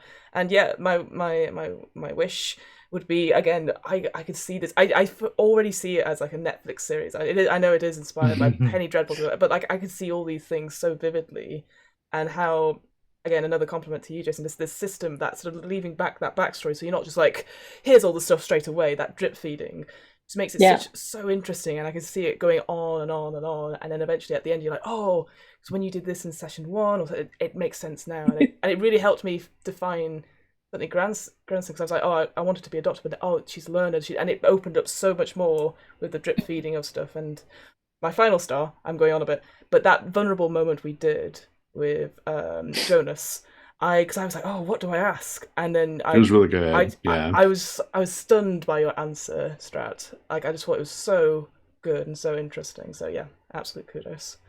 Yeah, that's all. That's everything.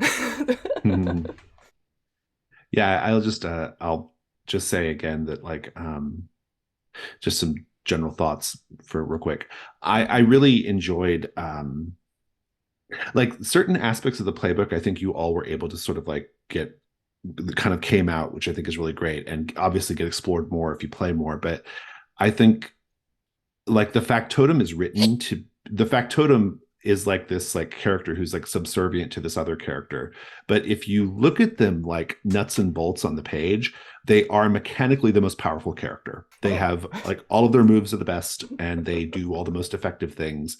And that comes out in the story because this like kind of mild-mannered, like in the shadows character who never takes credit for what they do, they're kind of like the